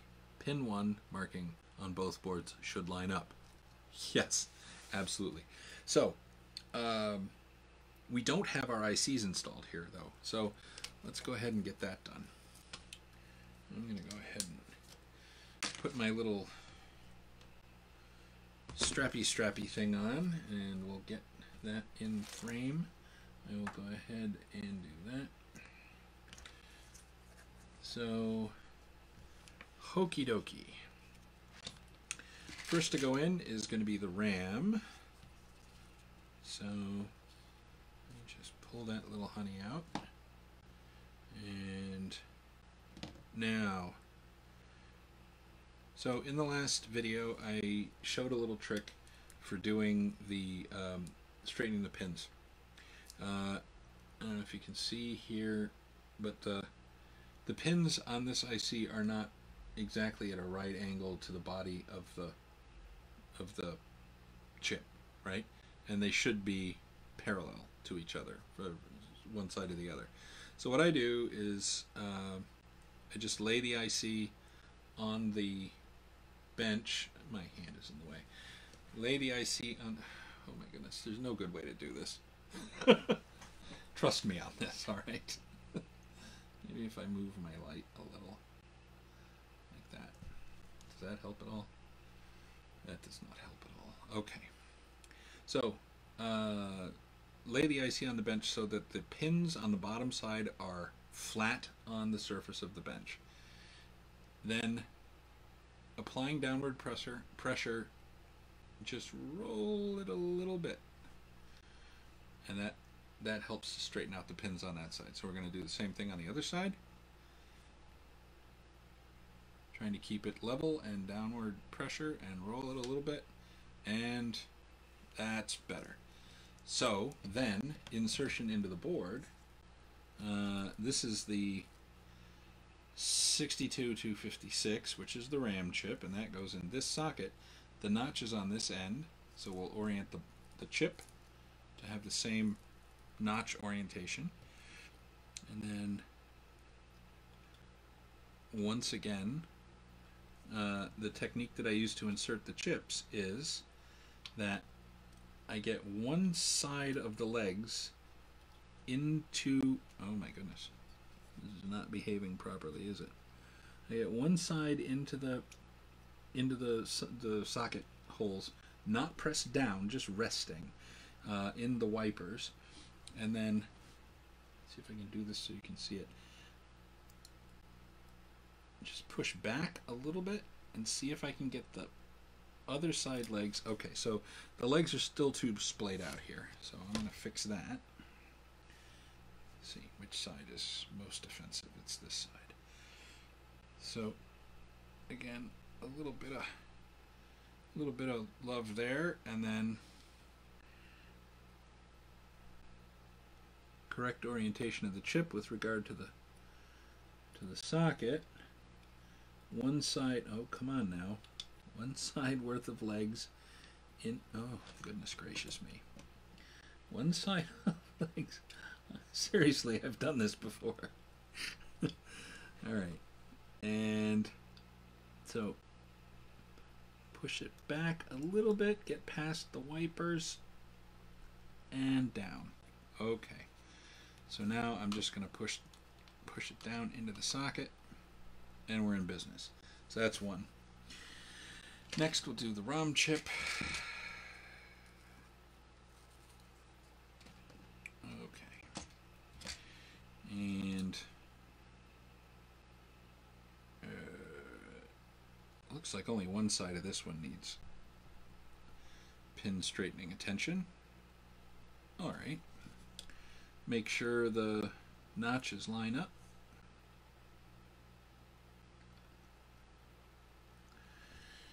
And give it a little bit of side pressure and down past the wipers. None of the pins are bent. That's lovely.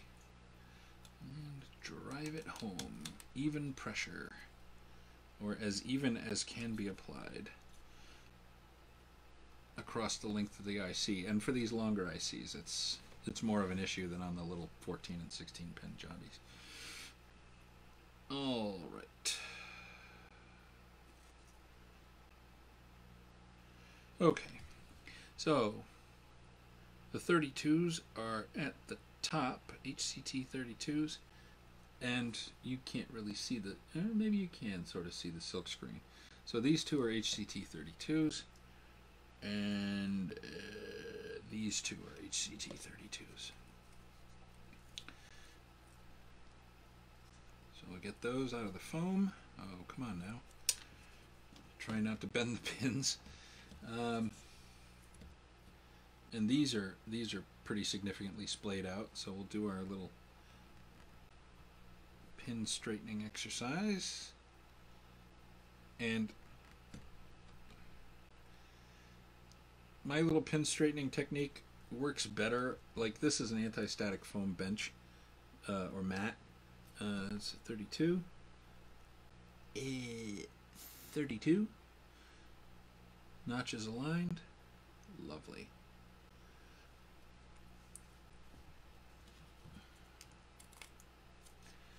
Okay. My little pin straightening technique works better on a hard bench than on a... This is conductive material, and it's kind of foamy. So it will give a little, and so the straightening action isn't quite as robust. You actually end up with a little bit of a bow to it, which is not the best, but it's something we can cope with. Something with which we can cope. And give that a little bit of side pressure. Down and in. HCTO4 is next. There should be one of those, and there is. HCTO4. Come on. Come on. There we go. And some pin straightening action.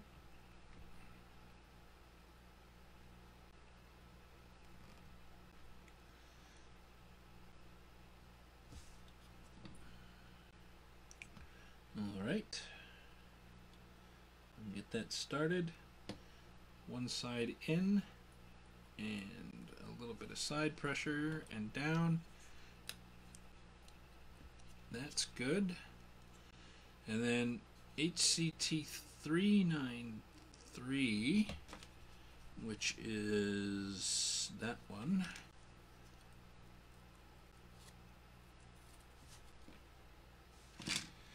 Ooh. Piece of conductive foam landed on the board.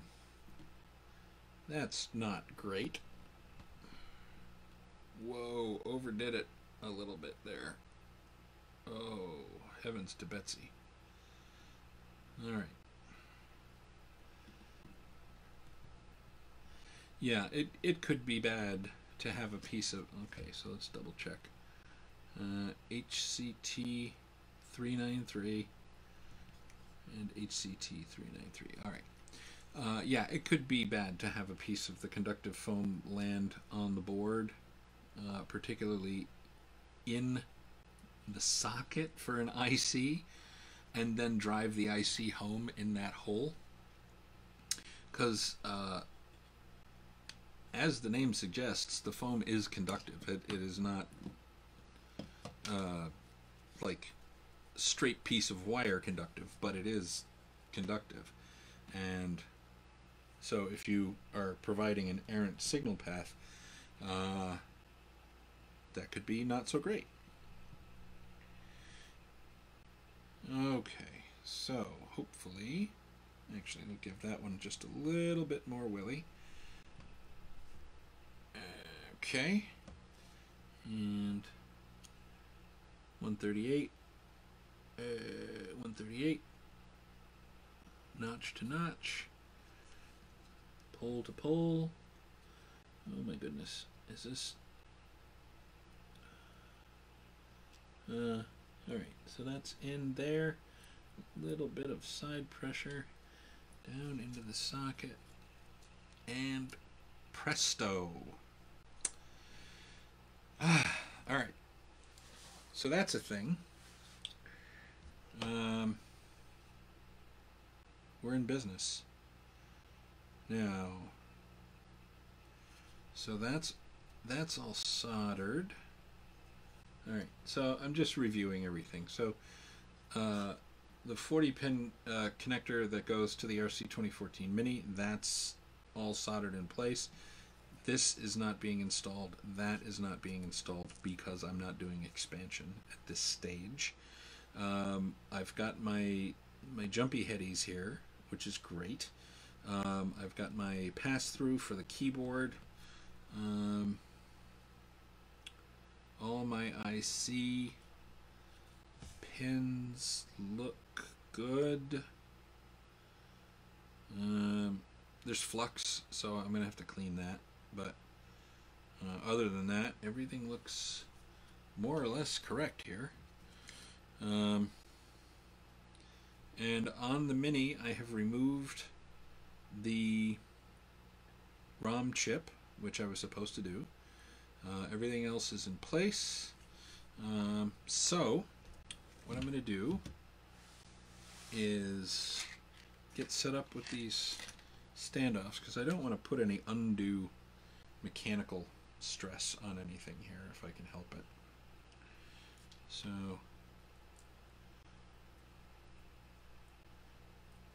okay, so we'll do, and I may be doing this wrong, I may be pointing these screws in the wrong direction, which can be addressed at another time. I'm not really worried about that.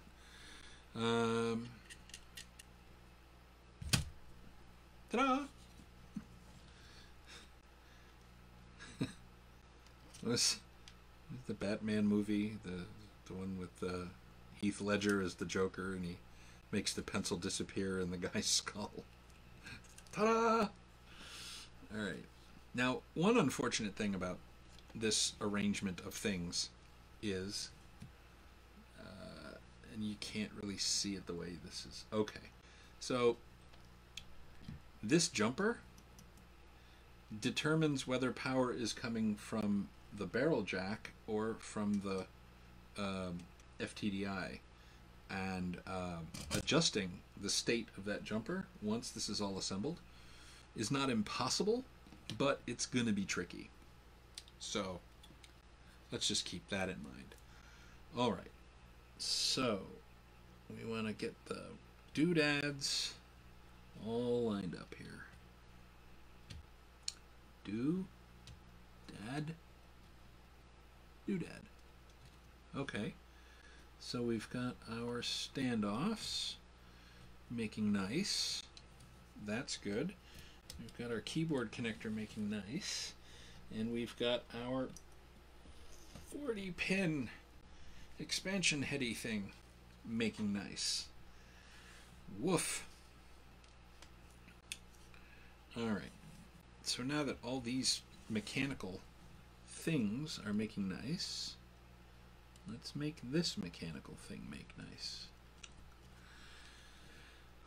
Woof. Oh no! Okay, just get these nuts started on here for now. And that is close, buddy.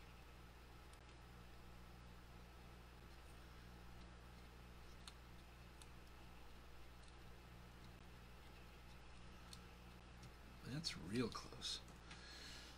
All right. So part of the thing about getting these nuts started is so that the screws don't fall out, because I don't like it when the screws fall out. I just don't. All right. So I'm just making this finger tight to keep the physical alignment of everything.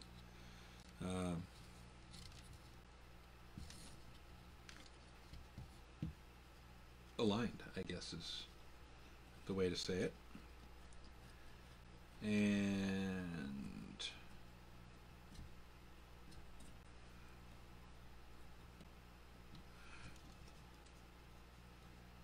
okay, all right, I'll grant this nut isn't as close to this LED as I first thought it was, so I will stop complaining. All right, so there we are. RC2014 Mini CPM. Let me back off the zoom a little bit. Okay, so here's where this compact flash card goes. Now I'm going to consult the instructions here to see what in the actual crap is going on. So pin 1 and pin 1, yeah, all that is aligned properly. All right, that's good. So note that, is there anything here? Nothing there. Nothing up my sleeve. Presto. Gee, guess I don't know my own strength. All right, so notch, pin 1, blah, blah, blah, blah. Label facing upwards. Okay. So I guess we'll just go ahead and do that.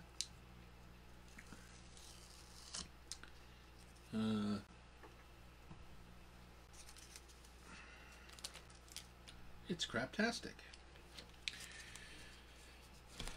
All right, so we've got our RC2014 compact flash card, and with the label facing up, slide that little honey right in there. Cool. And again, there's this little switch here. I'm not entirely sure what that switch is about, but they don't mention doing anything about it, so I'm gonna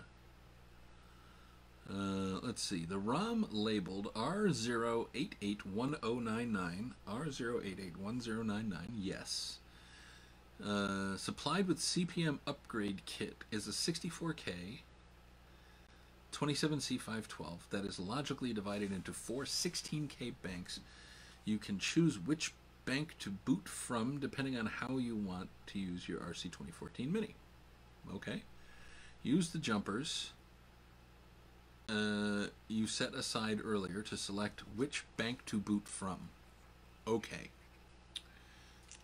The jumpers I set aside earlier.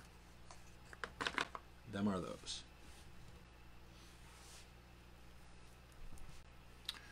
Bank 0 is Microsoft Basic 32K.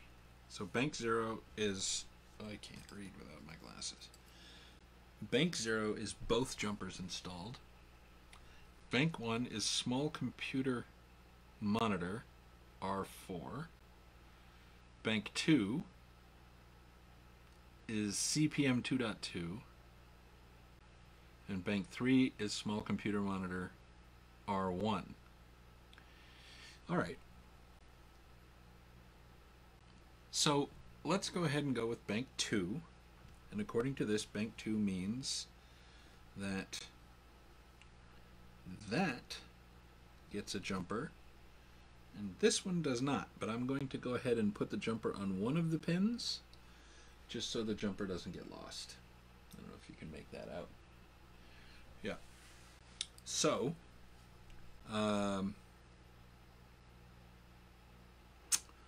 yeah, I think we're in exciting shape here. It is 10:30 right now, and I need a bio break. So, if you will indulge me, I'm going to go and attend to my biological situation, and I will be back in, let's say, 10 minutes.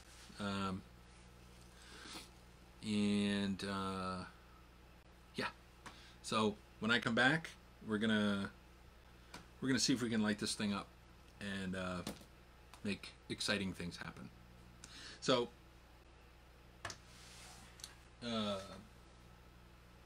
thank you for coming along so far, and be back in 10 minutes, and we'll see if this thing boots and wrap up. Okay, cool. Thanks.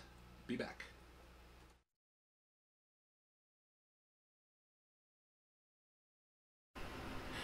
And the I failed you title just came up, and I'm waving and saying hello. So, as the title shows, I failed you. I did not turn the audio back on. My apologies. I'm going to provide some descriptions or commentary in post-production here, just to have the video not be a waste.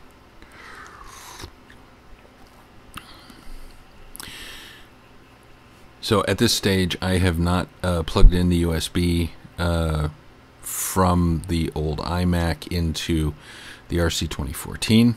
I'm just confirming here that the ROM bank is set correctly on the jumpers, and that I can see the power LED without having to pick the thing up. Once it's lit, the power LED is obscured by one of the standoffs.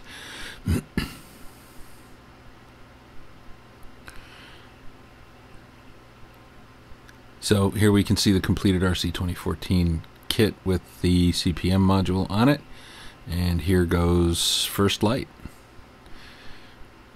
So just get the USB cable.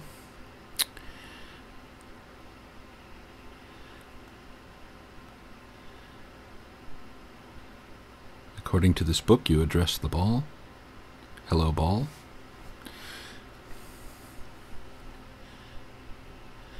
And as you can see in the lower right-hand corner frame, the power light just came on the RC2014 Mini.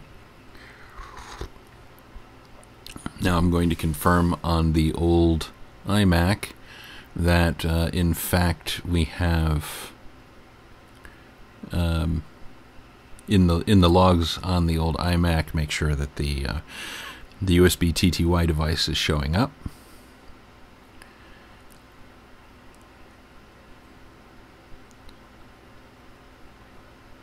And I have already SSH'd into the old iMac from the Raspberry 400 that's hooked to the video switcher. So access to the console should be fine. The console of the RC2014.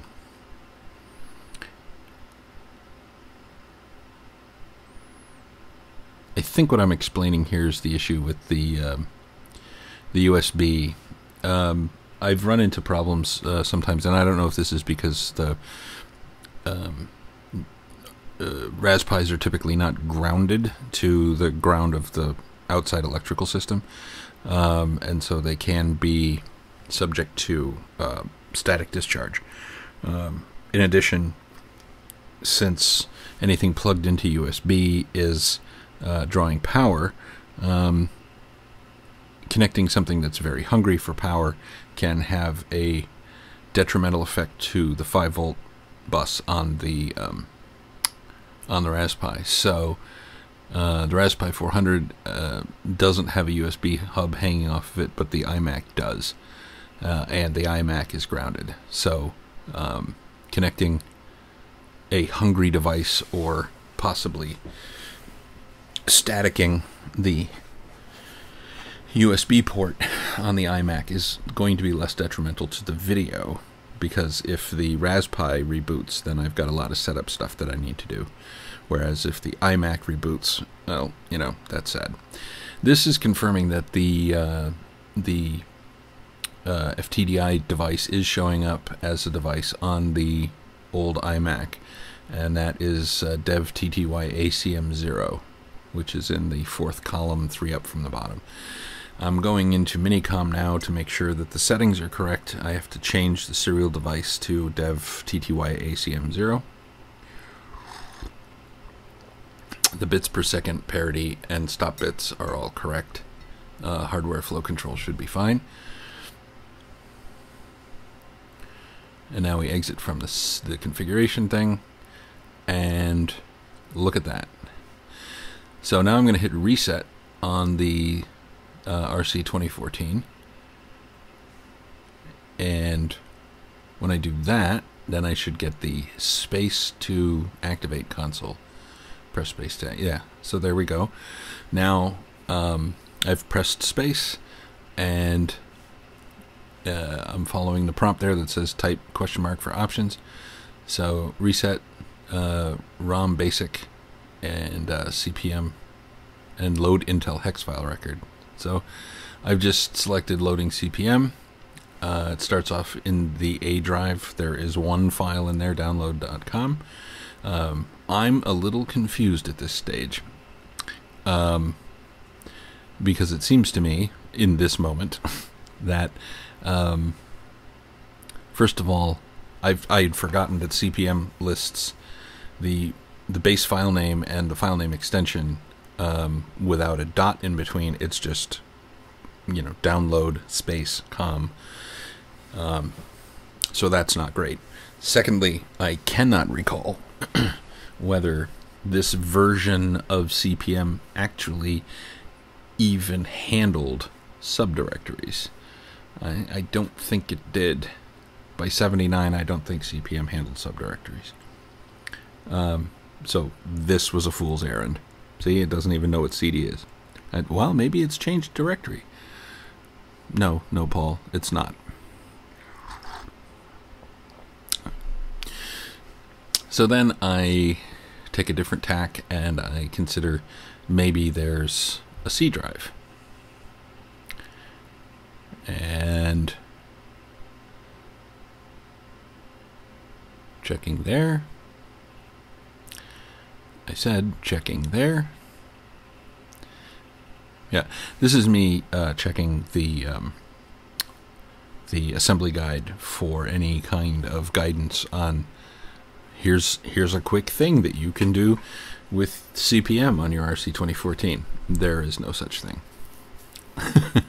which is fine, but it's not there. So this is going to require some additional Googling to try and make sense of things.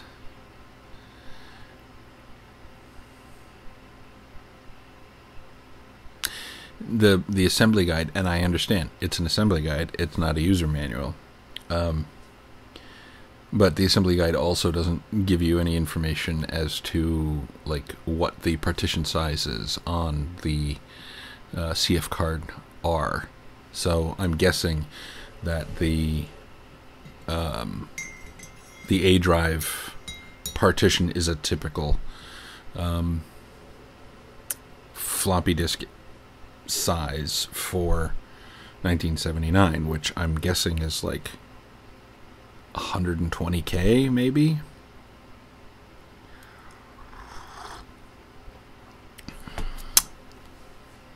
$180 maybe, I don't know. But the C drive could be substantially larger, and the 64 gigabyte or 64 megabyte, sorry, size 64 megabyte. No. That's the address space. So now, yeah, 64 megabyte, right? Yeah, that's. I think that's the size of the CF card. But here is the directory of C, and as you can see, there's a very limited number of programs here, and this is basically what you need to be able to bootstrap, minimally bootstrap a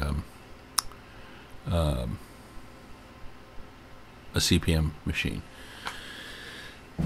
From this check, it appears that there's no B or D partition,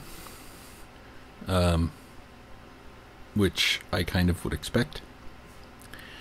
And that's pretty much the limit of what I know how to do in CPM at this stage. But now that I have, you know, looks like a proper CPM machine up and running, perhaps I can do a little more. And but I think the RC2014 may end up being set aside a little bit for the time being, because I'm going to be doing research. I mean, as far as doing live streams and stuff like that, I expect that my audience probably doesn't want to watch me do research, and would rather have me share the results of my research. So that's probably what's going to end up happening with the RC2014 at this stage. I will probably be returning to my 6502 base machine, the Ribbit 65, which is, I hesitate to call it my own design, because it's, I mean, it's so close to a minimalistic 6502 reference design. It doesn't, the core computer doesn't do anything exciting. It's got, you know, RAM and ROM, and not only that, but it's based on the Hello World from Scratch 6502 on a breadboard that Ben Eater did. That was kind of my jumping off point for doing my design, and part of the reason why I did my design was that the breadboard assembly was not cooperating with me. There was a number of issues that I ran into, and it was becoming really troublesome to troubleshoot. And so I decided You know what? At first, I thought I would do a point-to-point soldered on a perf board version of the 6502, and I was like, yeah, this is lunacy. So I ditched that idea, and I decided, you know what? I've always wanted to design a PCB.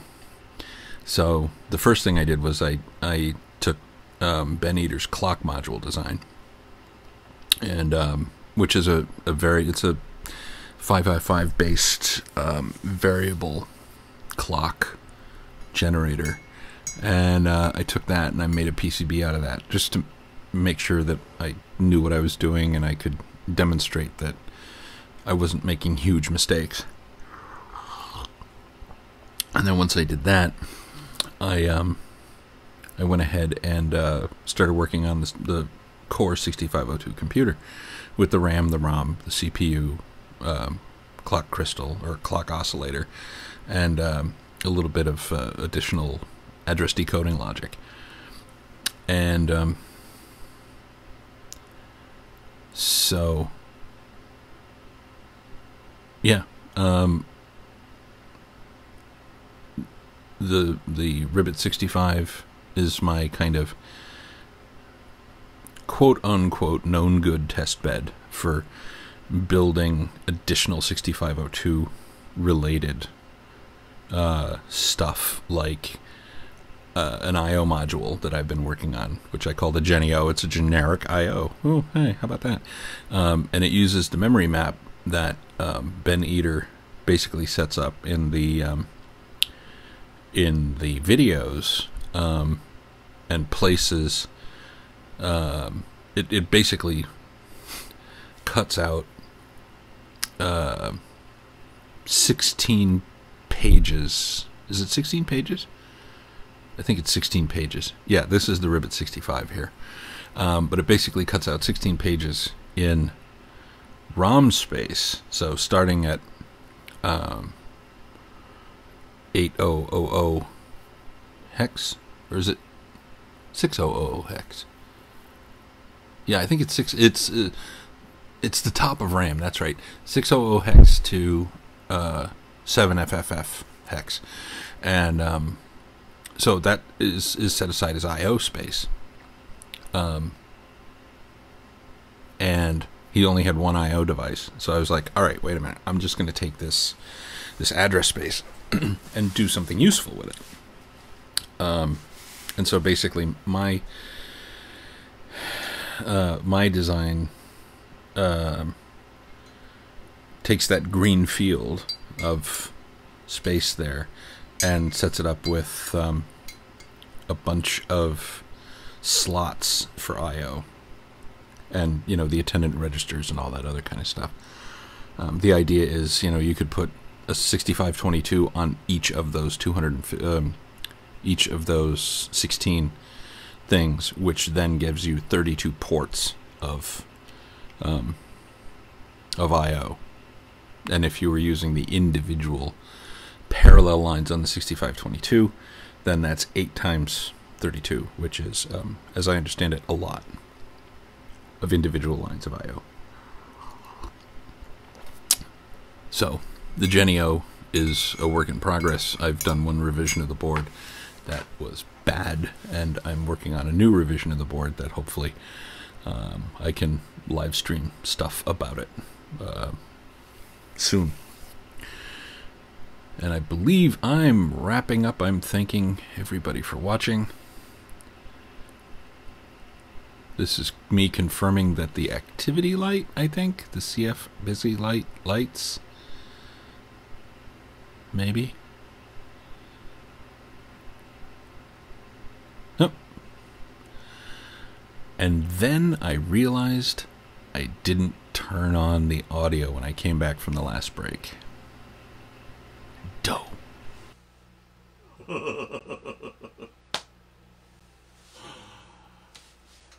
I think I had audio off that whole time. Okay. So the RC2014 Mini worked. It's great. All that blubbering was for nothing.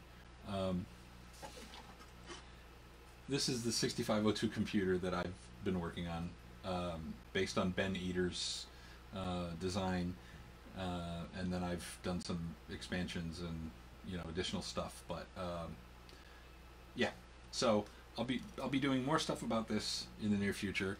I'll be doing more stuff related to the RC2014 CPM, and yeah, apologies for the lack of audio. All right, take care of yourselves, and comment on the stream. Also check out the YouTube channel, the Ribbit Nerding YouTube channel. And thanks again for watching. Have a great day.